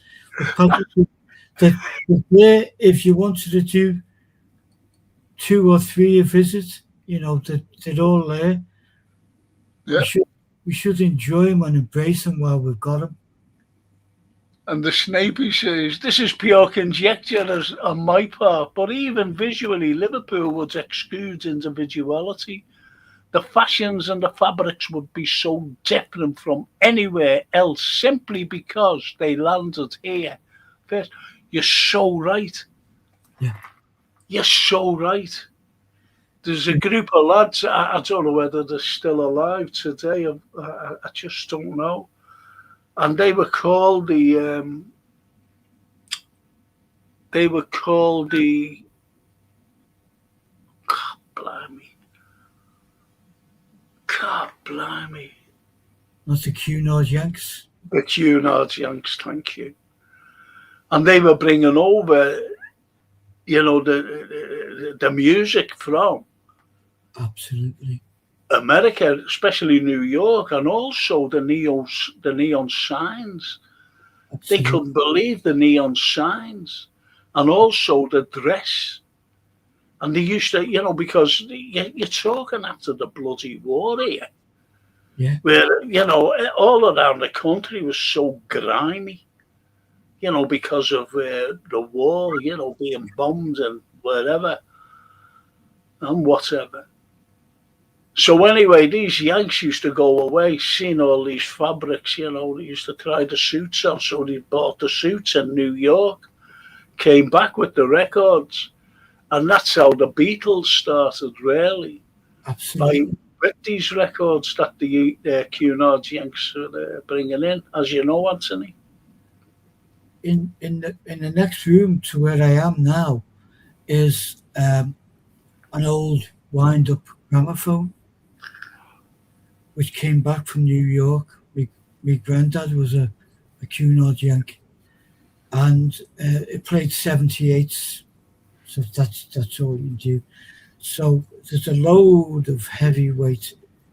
Um, yeah, all the birth of rock and roll and everything came to Liverpool on a boat before England started to play it via radio and stuff. So the Beatles and everyone, even before the Beatles, got into all that country and western music, came here through the lads on the ships. Well, do you know what? You surprised me there. I didn't know that your granddad was a Cunard Yank. Yeah. Because we hardly, we've never really mentioned them, have we? Until now. No. I mean, when you're over here, I'll show you. I've got to get someone to look at it because the mechanism between the wind up and the turntable is faulty, but it is like. Well, we used to have one though. We used to have one, and all the stuff. When I was a little lad, when I mean a little lad. As I said about the piano and the classics, they used to put Caruso on, the Italian opera singer, and that's all that I ever heard, and it was crackly. You still resonate with that crackle. Yeah. And my uncle Nolly, he bought a proper record player, and all as I got out of him, what he used to play on the piano was Jackie Wilson, the great blues singer. Yeah, soul legend. Yeah, it's remarkable.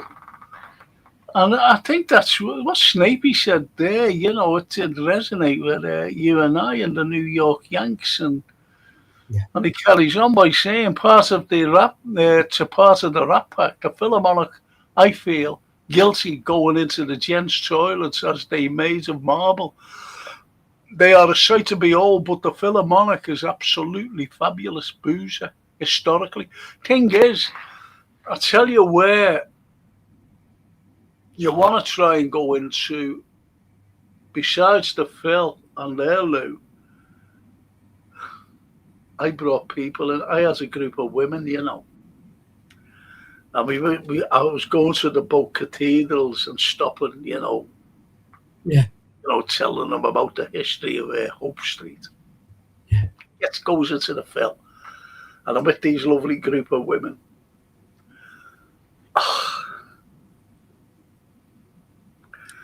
You told them who's the list? I just said to them, I said, "Hey, I'll go in, ladies," because this is about 11 o'clock in the morning. I said, "Hey, all ladies, just go in there and have a look at the toilets." I said, "You'll be amazed." Okay, now there was two fellas shaking themselves, having a pee. and they all come out, pushing each other. Men in there. And this Sue here, and they said, we're awfully sorry there, girls, sorry. That's the thing, because the pubs are out there as it listed to see. You must see these things, and you quite often get people wandering in with a camera and stuff. Oh, yeah. Whether they took a picture of these two fellas, having a pay, I don't know. But what I meant to say is there's another toilet. Well, there's two actually. There's another toilet which is brilliant if you can get in here, and that's all. That's all Victorian. Everything is Victorian, and that's the town hall. The town hall toilets. Wow. Incredible. And but it's only the men's toilet, because the women's toilets, because women weren't allowed in, as you know, these places. So they done it all modern, the women, the ladies. And the ladies go in there, and have a look, every time. But anyway, and do you know where the other place is? And we're very, very lucky, actually. It was the annex to the municipal building. It was the annex. Beautiful building. And they had these people from Bolton to, demolition. And they were going to go in and smash the inside of the annex up, because they were making it into a wine bar. Oh, my. But I get a phone call. And it was a Liverpool lad, actually. I haven't a clue who he is. And he said, Frank.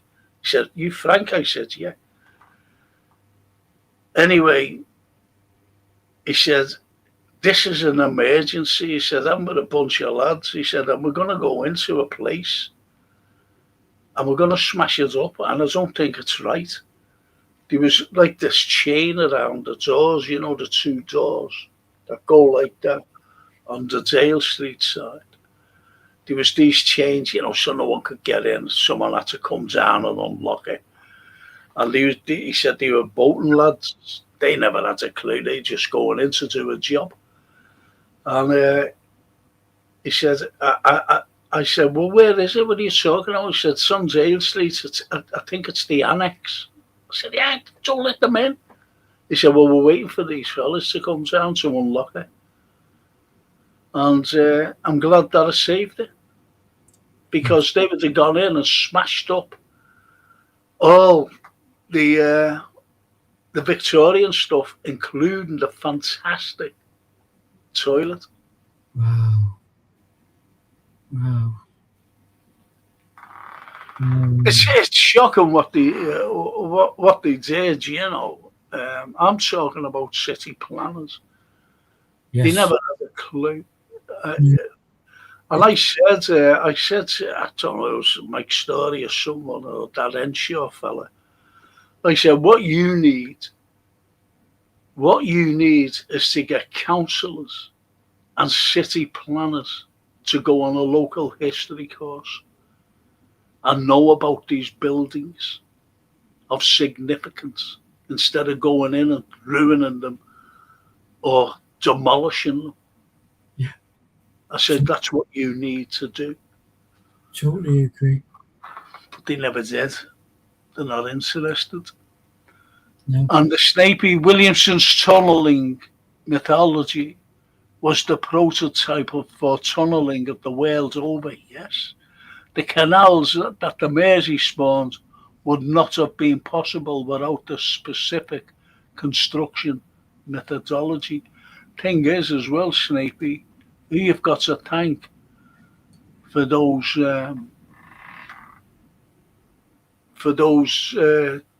canals, the Irish, the navigators, because they were absolutely amazing great engineers.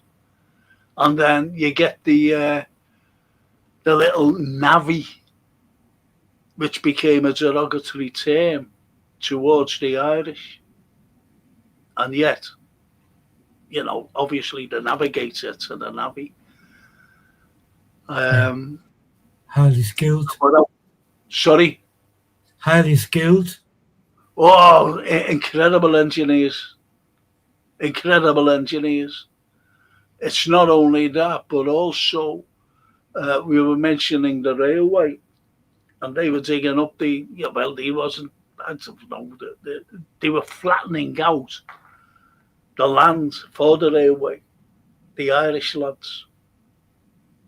They were flattening the land for the tracks to go on. That's another thing that they get ignored about. And yet, a lad who lives over your side was one of the greatest engineers of the railway era. And that was Thomas Brassey. And you've got a Thomas Brassey Street, haven't you? You've got a Thomas Brassey School. Because what he did, and it was one of the greatest feats, well, three of the greatest feats, in my opinion. He went to, do you know how vast France is? Yeah. He went there and he laid out the railway system,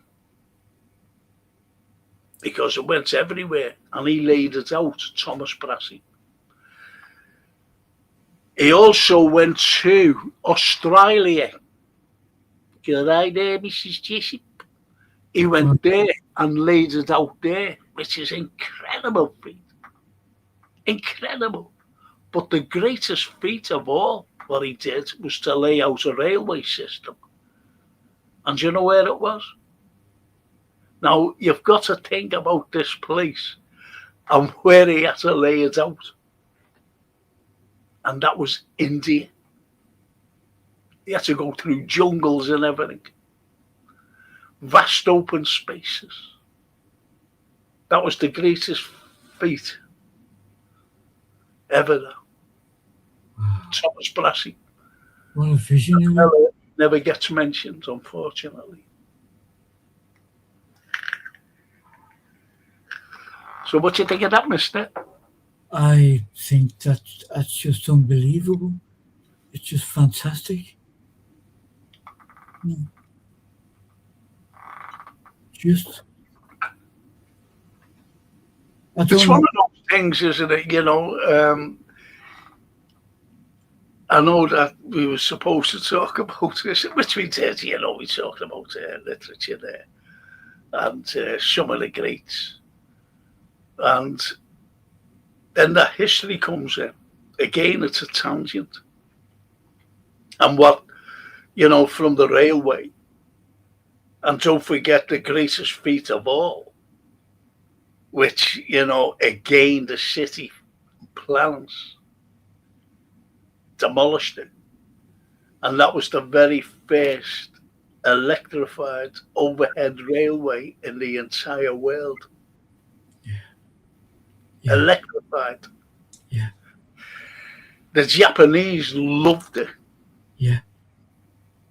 The Japanese loved it. Do you know what we wanted to do as well? And these were great lads from Liverpool University. And they came out with a plan. And that plan, believe it or not, they were thinking about the overhead railway, and being demolished. Yeah. And their plan was to elevate a track along where the old track was for the overhead. Wow. And their plan was a hover rail. A hover rail. And they wouldn't allow it. And not stole it, really stole the plan and everything else. It wasn't that, it wasn't that. I knew it was the Japanese. And the Japanese have got their other rails. Yeah. It was all through the idea of Liverpool. Do you know I'll tell what? you the first as well, Anthony. That would have been. You know what's coming through my mind as a because you and I privately and also on pod have talked about the genius of H.G. Wells.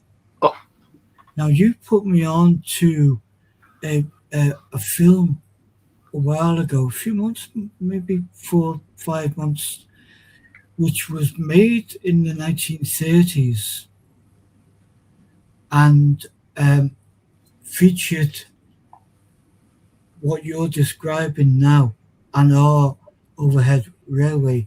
It had that in it in the film, and it was like the end of one ward, the beginning of another.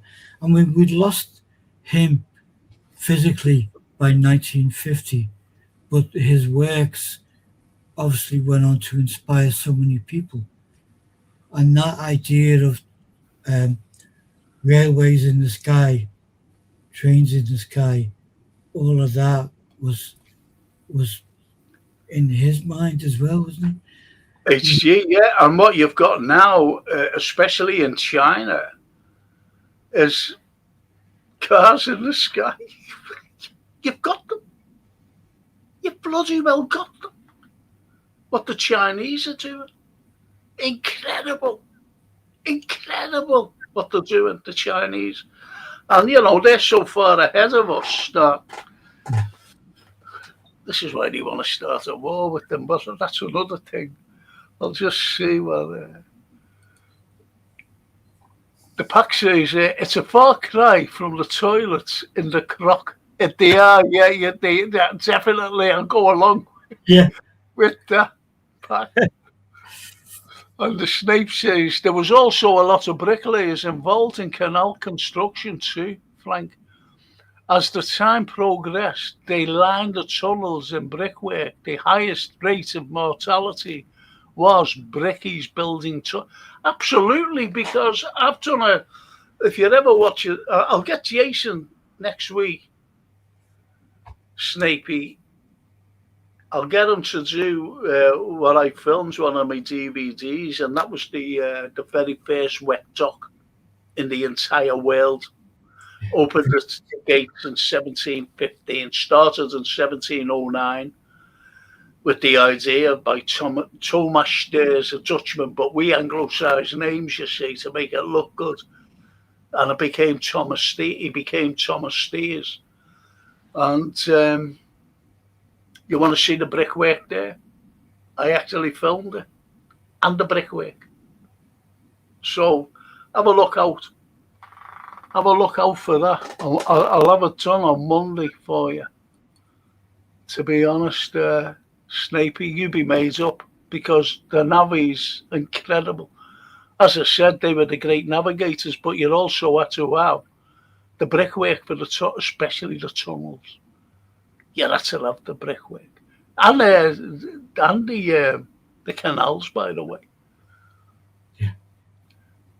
And Johan says the train from Bareilly to Varanasi in India is still cut. Oh, go away. The Brassy Express. Oh, go away. Oh. Isn't that brilliant? Yeah. Thanks, Johan. Thank you so much. That's wonderful. And look at that. Yeah, look at that. 580 kilometres distance. And he laid that out. Wow. Thomas Brassy, a fella from Birkenhead. Wow. And I'll tell you what else about Birkenhead, which is incredible. It really, as you know, it's got the oldest building on Merseyside, and that was the monastery. The Priory. The Priory, yeah, Priory. Right. But also, which was a first throughout the world, believe it or not.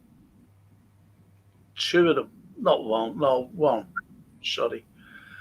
was the tram system, because we set it out here. We said, but we can't, because of the amount of traffic going in Liverpool. So anyway, they said, well, we'll go to Birkenhead, see what, how it works there. So Liverpool, Birkenhead got the Liverpool blueprint and had the very first tram system. Tracks are still there. Tracks are still there. And they do a tram, don't they, now and again? They do. They used to. I don't know. It's still open now. It's a problem. They used to have an open weekend, like a heritage thing, and the tram sheds, massive big warehouse things, are still there. But whether or not they still house any of the... Well, I went on one, a few years ago, when the library over there, don't ask me what library, asked me to go over and give a talk about Wilfred's Owen, of all people. Yeah. I think they were opening up something about Wilfred's Owen.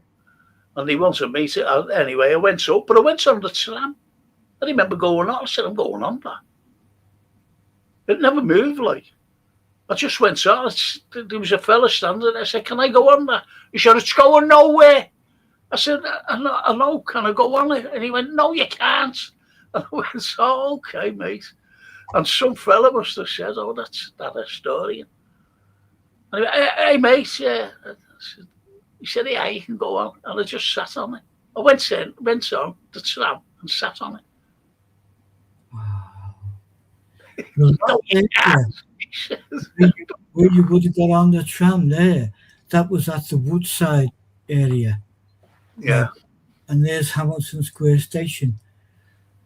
That station is the very reason that Wilfred Owen was in Birkenhead for a few years, because his dad had been appointed station manager, which was kind of a big thing, because engineering and the railways were kicking off. But Wilfred's mum wasn't too impressed. So they moved up, and there's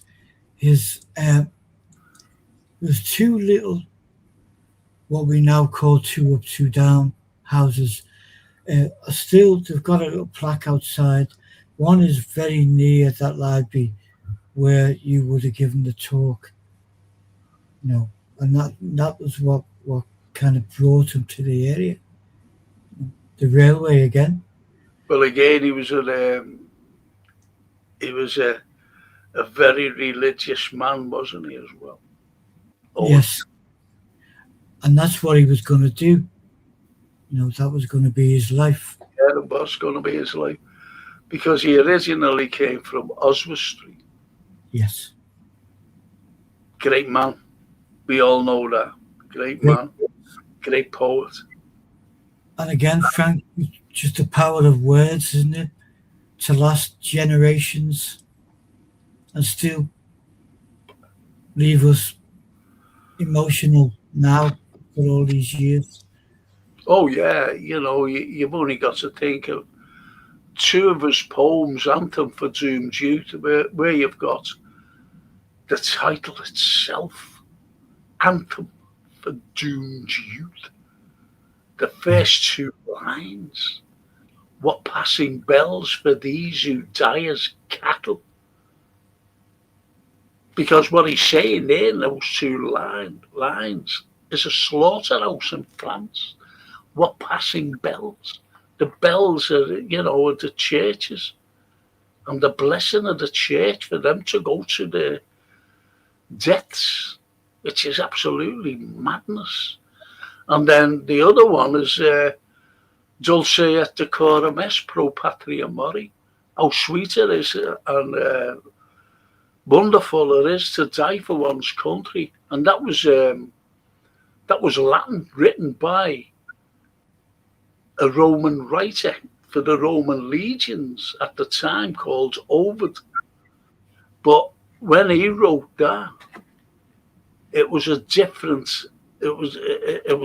different from the title, Owen's poem, bent double like old beggars under sacks, knock-kneed, coughing like hags, we cursed through sludge, till on the haunting flares we turned our backs. So you'd have it open, bent double like old beggars under sacks, because when you see they were ripped. The uniforms were ripped, were getting over barbed wire. Like old beggars. They would look like beggars under sacks, because they used to, like, just, in freezing weather or whatever, they used to throw over whatever they could, like old beggars under sacks. Knock-kneed, because they were shaken with fear. Knock-kneed, coughing like hags, because they were, because of, whatever it was, the smoke and whatever. I'm not talking about gas now, because that didn't come later till in the poem. Gas, gas, quick, boys, an ecstasy of fumbling, fitting the clumsy helmets just in time. And, so you have this, fitting the clumsy helmets. Do you know what? Thick green sea. He plunges at me, guttering, choking, drowning. So he's actually seeing somebody gassed, guttering, choking, drowning. If you too could pace behind a wagon that we flung him in, and watch his white eyes writhing in his face, his hanging face, like a devil sick of sin. If you could hear at every jolt the blood come gargling from froth-corrupted lungs, obscene as cancer, bitter as the cud of vile incurable sores on innocent tongues, my friends, you would not tell with such a zest to children ardent for some desperate glory, the old lie, dulce et decorum est, pro patria mori. And that's how sweet it is to die for one's country. But his poem is the exact opposite. That's what he's saying. The old lie. That old lie is a lie. Yeah. The old lie is capitalised in the poem. Capitalised. The old lie. It's not sweet and decorous and wonderful to die for one's country. In fact, it's horrendous. And that's Wilfred Owen, one of the greatest war poets of any generation. Yeah. And his life was so poignant as well. I find the closing few lines of Anthem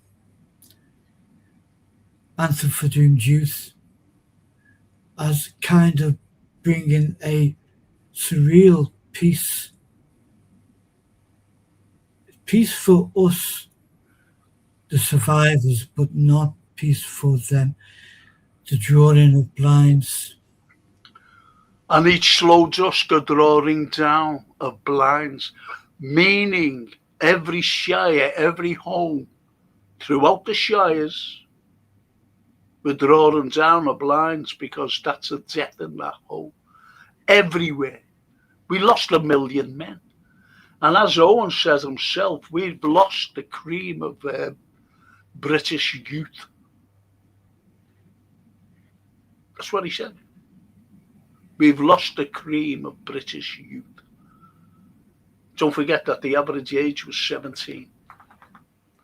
And the Snapey says, got to get off. Good night, everyone. Good night, Snapey. Thank you for your contribution. Wonderful stuff. Christopher, I think it's mad how the National Railway Museum is in York and not Liverpool or Rainhill, says Christopher. And he carries on by saying, it's a good museum, though, to be fair. It's brilliant. I've been there. But you're right. You're so right, Christopher. And Johan says, Frank, did you know that Calcutta still has an operational tram system? No, second oldest one to still be active after Turing. Go away. Oh, that's brilliant. It just shows you, doesn't it? It just shows, like Johan is voluntary over there in India, teaching. That's brilliant, that. Love that. That's absolutely brilliant, Johan. And thanks for all the information that you're giving. The Brassy Express, that's incredible. I never had a clue about that. Never had a clue about that. No. Operational tram system, second oldest, one to still be active after Turing. In Bella Italia, beautiful Italy. Isn't it brilliant? Beautiful. Just wonderful. I think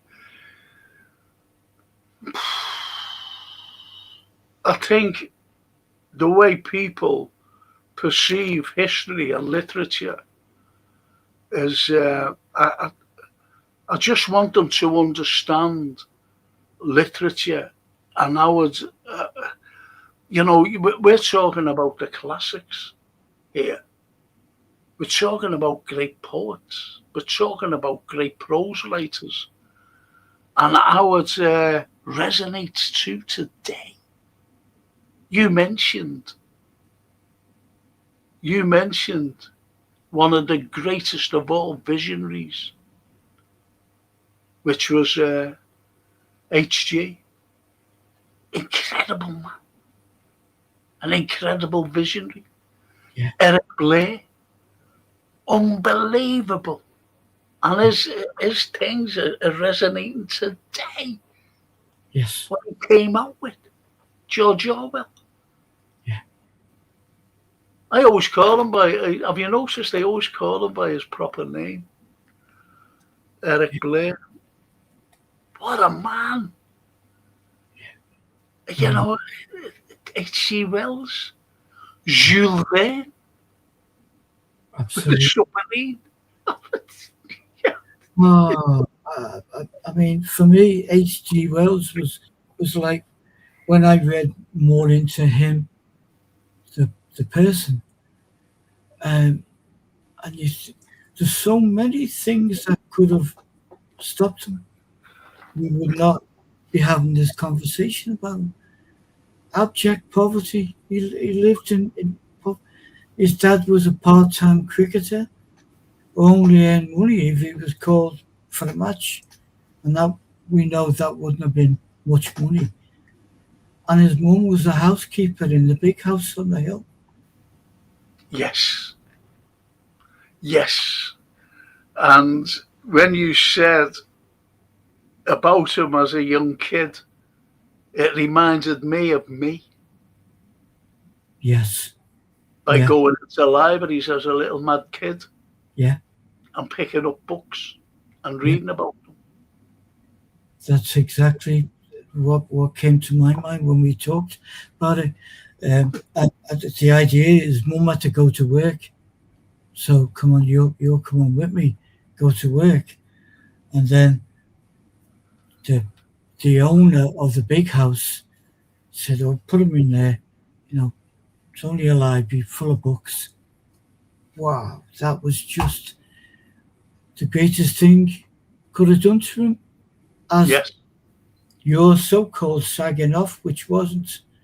There was it, yeah, there was. I was second school and running into see that wonderful picture in the gallery, the Walker, of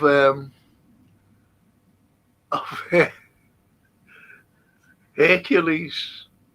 Yeah. His lovely friend. I used to just look at it, Anyway, then I used to go into the library. I always remember talking, and I must have been about 16, 17. And I was, the way you're just talking to the lads. And they were talking about the war. And I said, what the greatest leader, in my opinion, was a fellow by the name of Georgy Zhukov. And he said, who's he? I said, anyway, I had to go on there and mention about Montgomery. But talking about Zhukov, it wouldn't have gone in. It would have just gone in one ear and out the other. And I was reading about him when I was about 10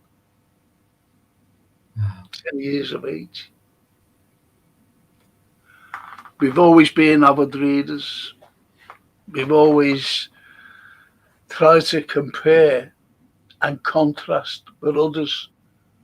You know what I mean about comparing and contrasting is that you compare one. I'll give just an example. It's just an example.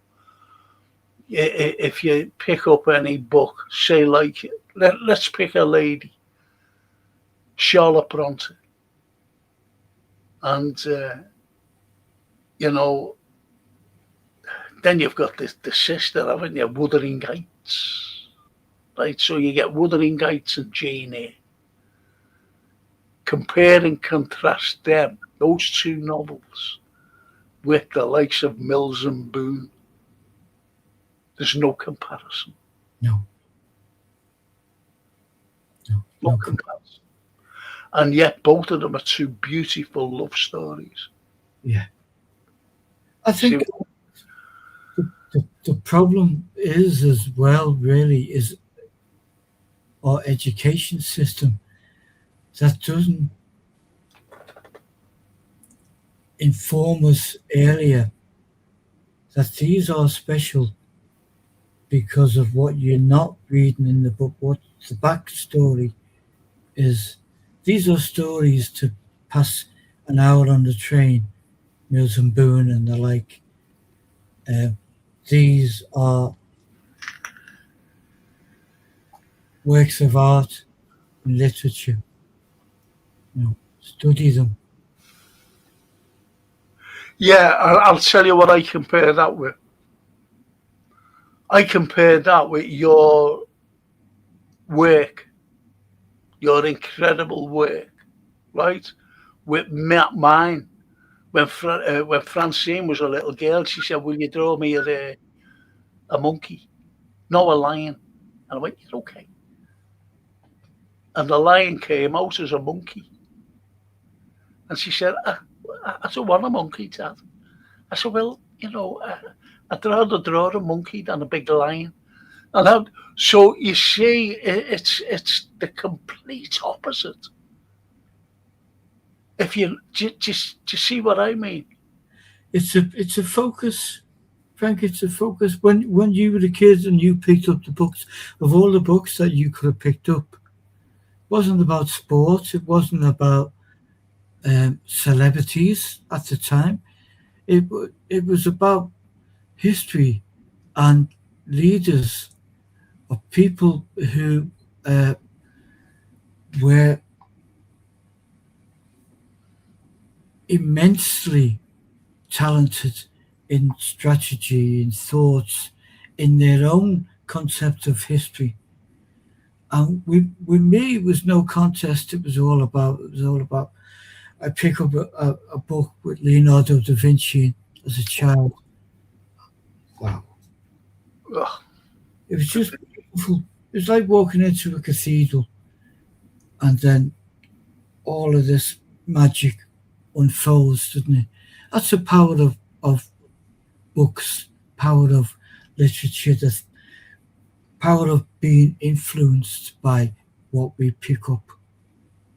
Absolutely. And there's the likes of Joanne. He says, fake news. Haven't you heard?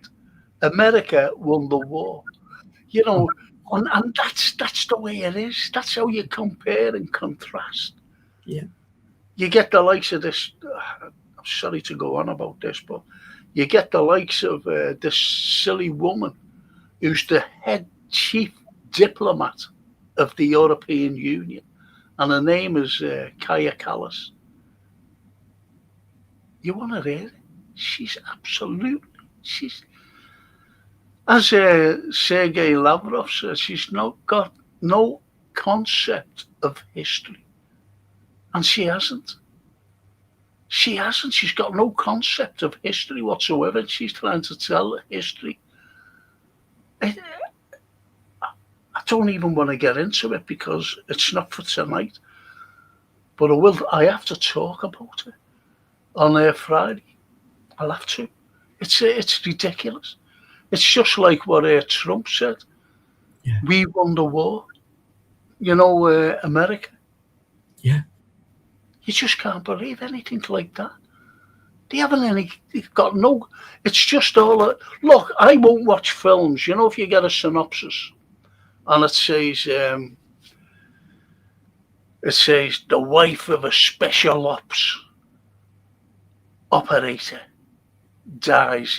That's in that's in the synopsis of a film. I won't watch anything like that.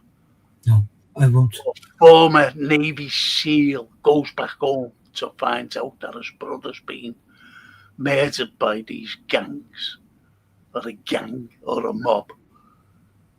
Well, you know what's going to happen. He's going to slaughter everybody, kill everyone, and so is the special ops fella going to do everyone. They're the same films, bringing in these American great heroes, and they're not. Ka-ching. Exactly. It's ridiculous, absolutely ridiculous. It's only what Johan says there. It's only what Johan, and they say, we're the greatest nation on the planet. To me, they're a terrorist state because they start wars everywhere for the sake of it. That's another thing, though. So what do you think about tonight, mister? Once again, Frank, I've loved it. I was spending time with you, talking, and with our chat family. Johan's opened up a few windows and doors with us tonight. And the snipe. Yeah, no, brilliant. Love it. Yeah. And as Johan says, the CIA taking talking points embedded in Hollywood. The American sniper guy was outside as a psychopath. Was outed, as a psychopath. Yeah. I think, Johan, I don't know whether you heard me, but I think it was a setup there. And I think that he had a sort of like camouflaged earring in his ear. Because if a sniper would have had 2 shots at him, and there's no way he would have gone like this. And there's no way that the CIA or whoever it was, looking down at the sniper on the roof, they would never have killed him. They would have wounded him and got him. But unfortunately, they killed him. Why? The question is, why? Why did they kill him? You've only got to look at I'll tell you for why anyway. When Kennedy was assassinated by Lee Harvey Oswald, what did they do to him? They grabbed him, didn't they? And he turned around, he said, I'm a patsy. They got James Earl Ray for the assassination of Martin Luther King, and he denied everything. So now, you're going back to the 60s and the early 70s with those 2 assassinations of 2 good men, by the way. And then they must have said, we can't afford, if anyone's going to be assassinated, we can't afford to drag them in. The patsies, that is. Yeah. We can't afford, because they could just come out and say, I'm a patsy. This is a load of nonsense. This is BS.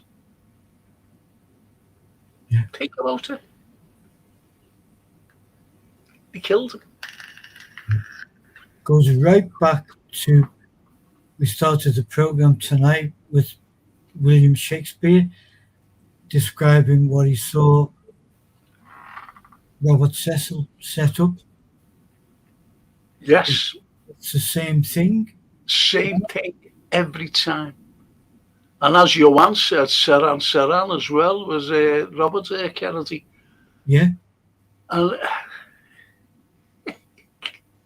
it's so right. Because he was a man of colour and he was actually being there.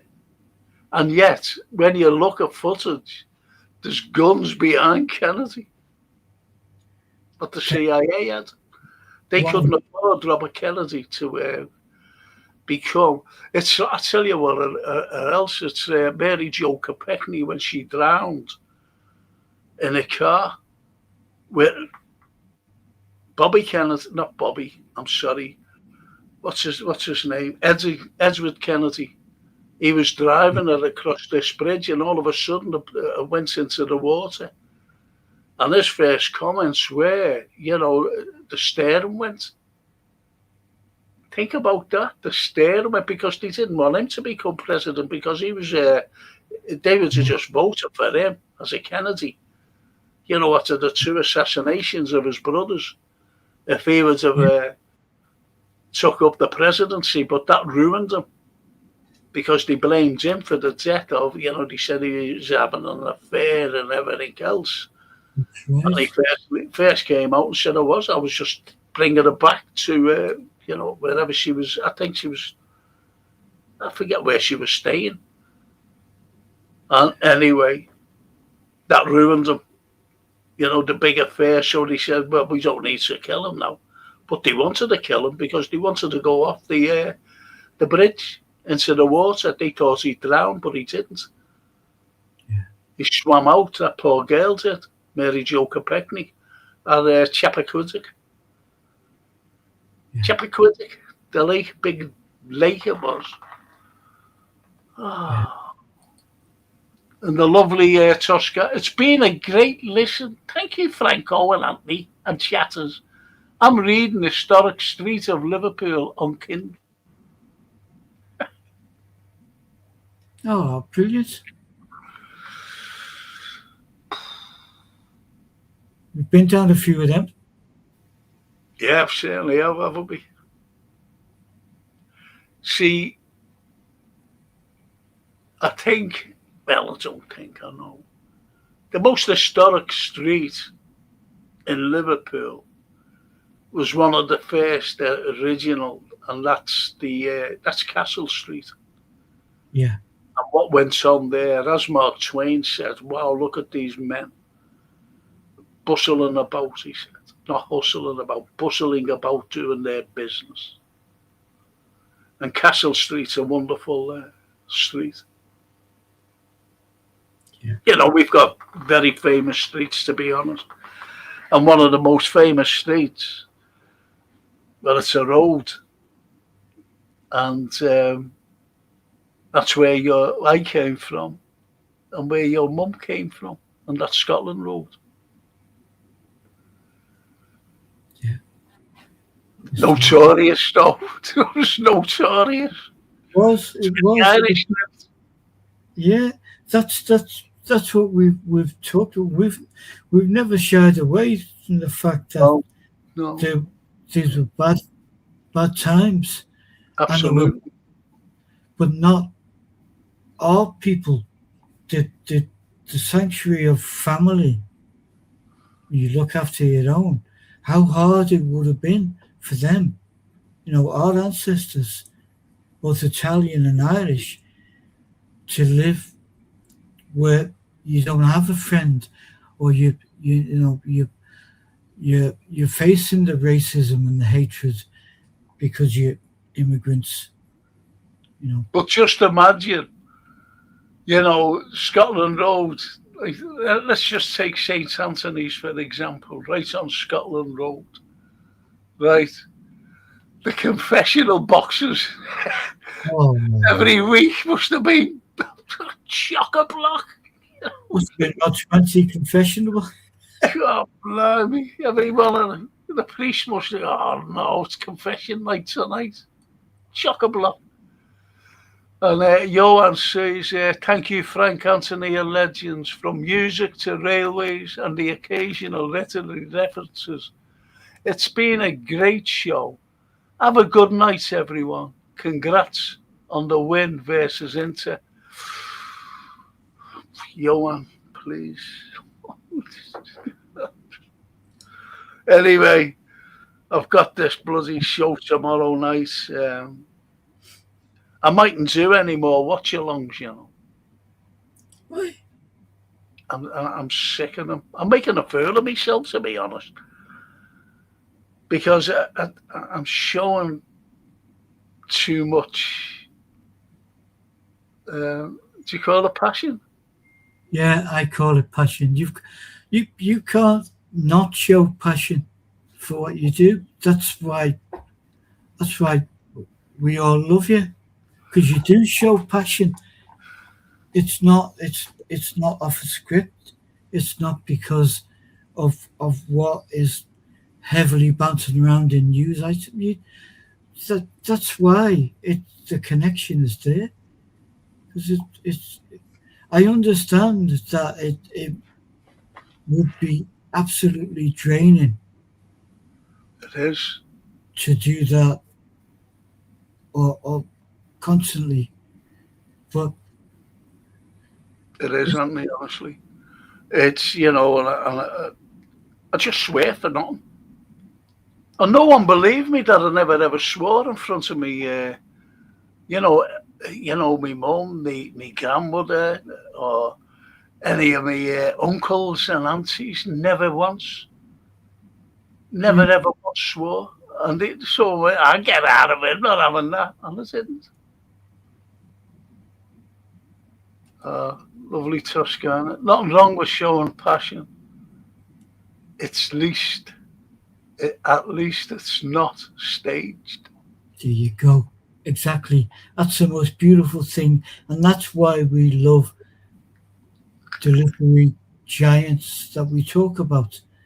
We don't talk about everyone who's written a top 10 book, because some of them are not very nice people and very motivated by different things. You know. Well, that's why I wrote the play. I wrote a play which was very successful, and it was for the anniversary of, to commemorate the 100th anniversary of the start of the First World War. I put it on at St. George's Hall, and what it was, I brought in poets, and I had trenches made. It was in the bowels of St. George's Hall, the big arches. So I had, they were supposed to be trenches, and it was shocking, really. I mean, the play was good. It was great, actually, because I had these actors. Not only that, they were playing the ordinary sappers and their fear. Then I had one of the actors reading out. No, I had to do the poems. I recited the poems. Like Dulce et Decorum, the likes of Anthem for Doom Duke. So I read out those poems to give them the shall we say, the horrors of the war. And also I got the sound engineer. I said, I really need the decibels. So we researched the decibels of what these people would hear, the soldiers would hear. And it was frightening, the precise decibels, because as they walked in towards like these trenches, and then, flashes of whatever was going to go off, then the bang, they were shocked, by the amount of bang, the explosions. Yeah. It frightened them. Fucking frightened me, never mind, That happened, did it? brilliant the way he did it, the sound engineer. So it was quite good, and that's why I wrote that other play about a lad born in a workhouse and died in a workhouse, but what he did in between, incredible. I'll have to talk about that sometime. Yeah, we will. You have to read a section of that. Yeah, I will. Don't stop the watch-alongs, Frank, says Johan. Raw emotion is real to us humans, not filtered commentary. The lizards prefer. The lizards, exactly. Do you know what I'm going to have on at some time, Anthony? I'm going to have a ufologist on. I'm going to have a ufologist on at one point. I'm going to have, we'll have, when we're talking about the Beatles, Yeah, we'll have to have Derek on. Derek. Well, talking about any music, talking about the Cunard Jackson, all of that music, Derek is the man. The man, and he's like an encyclopedia about these wonderful people Yeah, who gave us entertainment. We've grown up with music. yeah. You know what I mean? You know, how So I they, get him on at some point. So it should be good. It should, well, it won't be good. It'll be great, you know, with these wonderful people. But that's in the future. I'll tell you what we're going to do, Anthony, next week. There are two things. One, I hope to have it next Monday. Next Monday. yeah. And I hope Johan's with us here. I've got something here. We'll tell you in a moment, Toscana. Do you know next week we'll just have a chat? Remember when I said about just the That's, people chatting? we were going to do a Thursday thing. A Thursday, yeah. What did I say? Yeah, Is that okay? that's no. And That's, also, oh, sorry. no. Go on, what was you going to say? Just saying that is fantastic. Yeah, So just a chat, you know, general chat. yeah, We'll be reading the comments out. We'll be chatting just like we are now. yeah. And I want to do a football show, only a one-off of an afternoon, you know, like a lunchtime. That's all. But I'll be saying that tomorrow night. Ask them what day and what time, and I'll do it for them. And did either of you ever meet Alan Williams? Yes. Yeah. I was in the Grapes one day, and you know, it was a lovely summer's day. A lovely summer's day. And we went there, and we was all chatting, we was having a few days. And it was my turn to get around him. And I went, say like you, Anthony was there. Anthony, what are you having? You said, I'll have it. Johan, what are you having? Christopher, what are you having? Toscana, what are you having? And I went like that to Alan. And he went, he's forgotten my fucking name.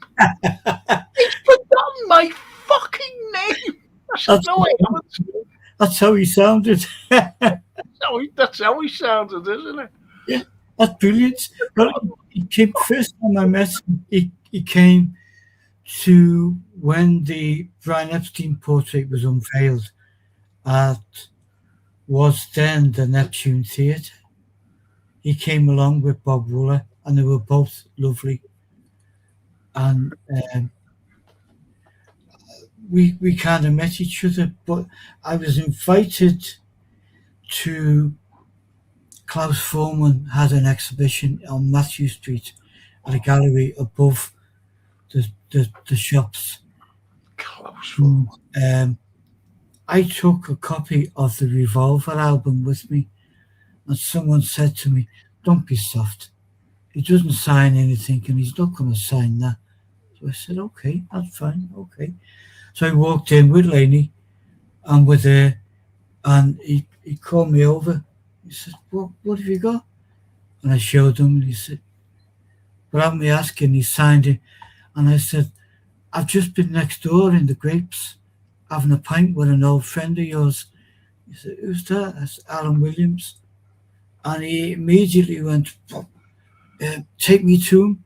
This is Klaus Foreman. There's a room full of hundreds of people waiting to see him buy stuff off him. And he walked through the bodyguards, the bouncers, who were two enormous guys. And he said, I'll be back 5 minutes. Go on. And me and Laney took him into the Grapes. And there's Alan on the corner. Bob Wooler had gone off because they were notorious for having words, having a Barney. And Bob Wooler had said, yeah, I'm going home. And Alan was there, all kind of forlorn on the end of the bar. And when we because he needs company, doesn't he, Alan? Yeah. Carry on, I'm sorry. I just tapped him and said, Alan, an old friend wanted to see you, and I left him to it then. I got one photo taken with him, and then he just went, fucking hell. Give the enormous hug to Klaus Foreman. Oh, man, it was fantastic. There's a lot to have got to that, you know. And Johan says, you know what I'm going to say? UAPologist. Yes, Johan. UAPologist. And that's what the bloody well called. I was listening to an interview with him, says the lovely Toscana. What a character. That's the other fella. Alan Williams. Alan. That's honestly, God, that's what happened that day, you know. He's forgotten my fucking name. And that's his all over. They were looking over like that. And I'm like, that's just his voice. Oh, Toscana. He wrote a book in the 70s, which I think you can still get on eBay and stuff. And it was called The Man Who Gave the Beatles Away. Because he was aware of what had happened. Obviously, he could not have not been aware. And he was a Liverpool character. He opened clubs. He got a lot of bands, not just the Beatles, lots of them work in Hamburg and on tours in England that they would not have got. The Beatles would not have met Brian Epstein and all of that, what followed, if it wasn't for Alan Williams. Do you know what? Funny enough, the bloody Grapes, I think everyone went in there. And went in one after it, and Bob Wooler was there. Yeah. He was with, I'll tell you who he was with. Believe it or not, he was with Pete Best. Yeah. He was with Pete Best. And just talking, and I went over and I went, hello, Alan. And do you know what the first words were he said to me? No, I'm sorry, not Alan. Bob. I said, hello, Bob. I said, I've always wanted to meet you. Do you know what he said to me? You're a good-looking boy. Are you in a band? And I went, no. I'm a teacher. He said, oh, honest to God, that's what he said to me. Because he had hair, you know, black. And yeah. If you know what I mean, he had a beard. You know what I mean? I was in a fucking band. I know. You're in a band. Leader of an Italian band, you know. Yeah, you should have said I'm in a band, shouldn't I? An Italian one. Look at that. Thank you, Frank, Anthony, and Chef, for another brilliant and informative show. Great comments and great company. Isn't that lovely? That's a great comment, Owen, and very kind. Thank you so much. And the book you were talking about, Toscana. That book says Toscana. Yeah. And she carries on by saying, poor Pete, the 1960s must have been hell for him. Yeah, but when they brought the anthology out, he got some payback. You know what? I scheduled at the end of last year, before I took a knock health-wise, um, to paint Pete. And that is my aim for this year. No, a la Billy Kinsley stuff. There's two people who are connected to the Beatles who are both lovely, lovely people in their own right. One is Pete, and the other one is Frida Kelly, the fan club secretary.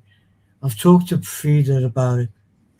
I've talked to Pete's brother about it, but until I start doing it. But I've got literary work we've got to finish first, and then Toscana, who Anthony's met also and became friends with, was May Pang.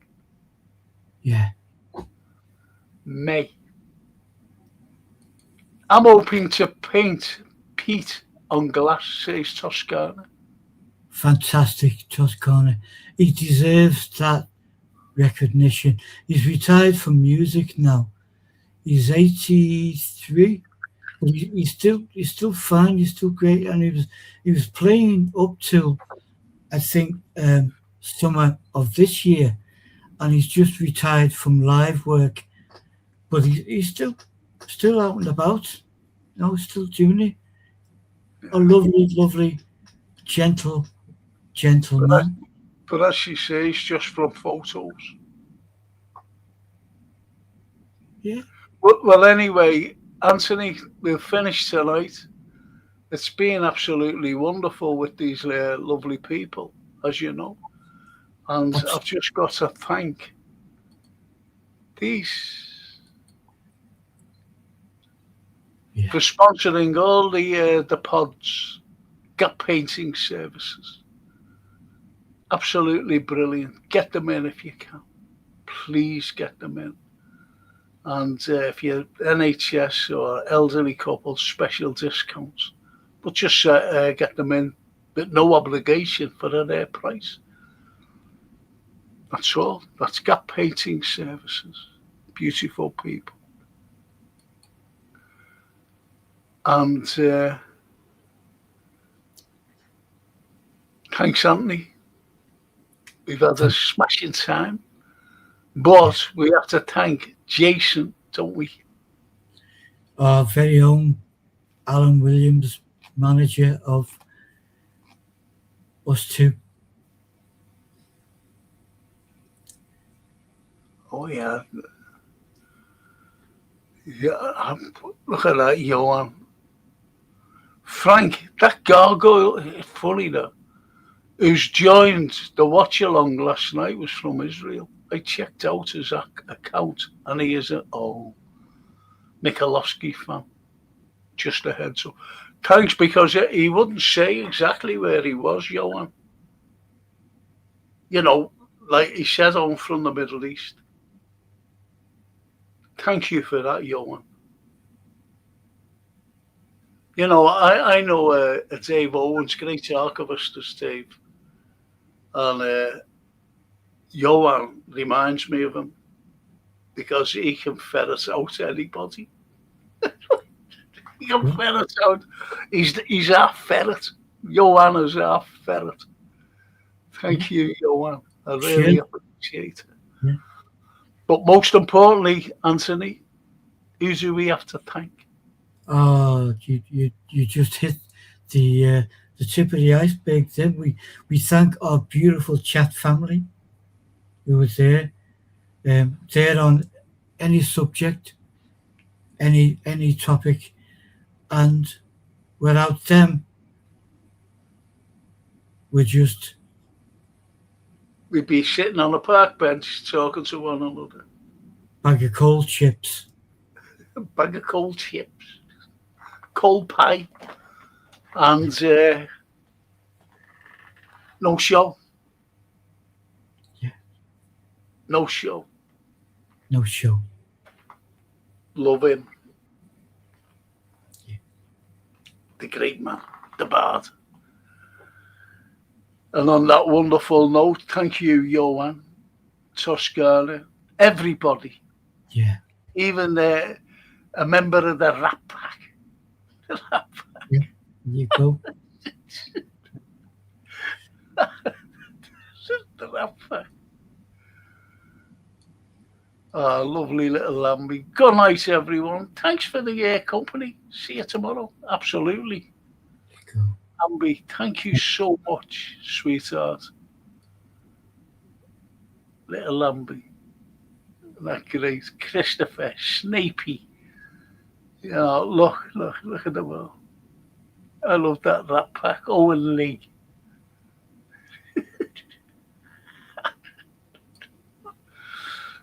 Thank you so much, all you wonderful people. And on that little note there, good night, everyone. Thanks for the company. See you tomorrow. Isn't that lovely and gentle? Thanks for the company. Even Owen Lee said, very, everyone said it's informative. But we do go off on a tangent. Anthony, I've got to say this. Do you mind if I ring you? No. Right, I've got to make a sandwich. Yeah. You know what I'm going to make? I can't have too much, you see, because I don't eat. If I eat coming on here, I fall asleep. Honestly, it just knocks me. I'm going to make myself a little sandwich and I'll give you a ring and I'll promise you, I'll ring you within 20 minutes. Is that okay? That's fine, Frank. I'm going to go and grab a cuppa. I came on to have a drink, and yeah. I had to have that cup of tea there before. God blimey. So, and Will P as well. Thank you, Will, for joining us. Anyway, thank you, all you wonderful people, and see some of you tomorrow. Definitely see us on. When are we having the next? When is it? When are we? So you have a football on it, then you've got your current affairs Friday. Yeah, current affairs. Got the film thing. What am I having tomorrow night? Football. Fucking. What day is it? It's only Tuesday, isn't it? No, it's Wednesday. It's Wednesday, isn't it? Yeah. Got that tomorrow. Yeah, because the match was last night, wasn't it? Yeah, I've got to talk about it. Can I ring you there in about 20 minutes anyway? Of course, yeah, of course. So anyway, all you football fans, I'll see you tomorrow. Thank you so much to my lovely little Italian lady, Toscana. Grazie. Cara mia. A domani. Ci vediamo a domani. See you tomorrow. See you soon. See you tomorrow. And to all you wonderful English-speaking people, thank you. And to Johan, all the way over there in India. Remember last week when I said it must be roasting over there? He said it's not, it's only 40 degrees. 40 degrees, freezing. Fucking hell. Anyway, good night, people. Anthony, I'll give you the ring in about 20 minutes. Thank you. That's great, Frank. Cheers. Good night, all.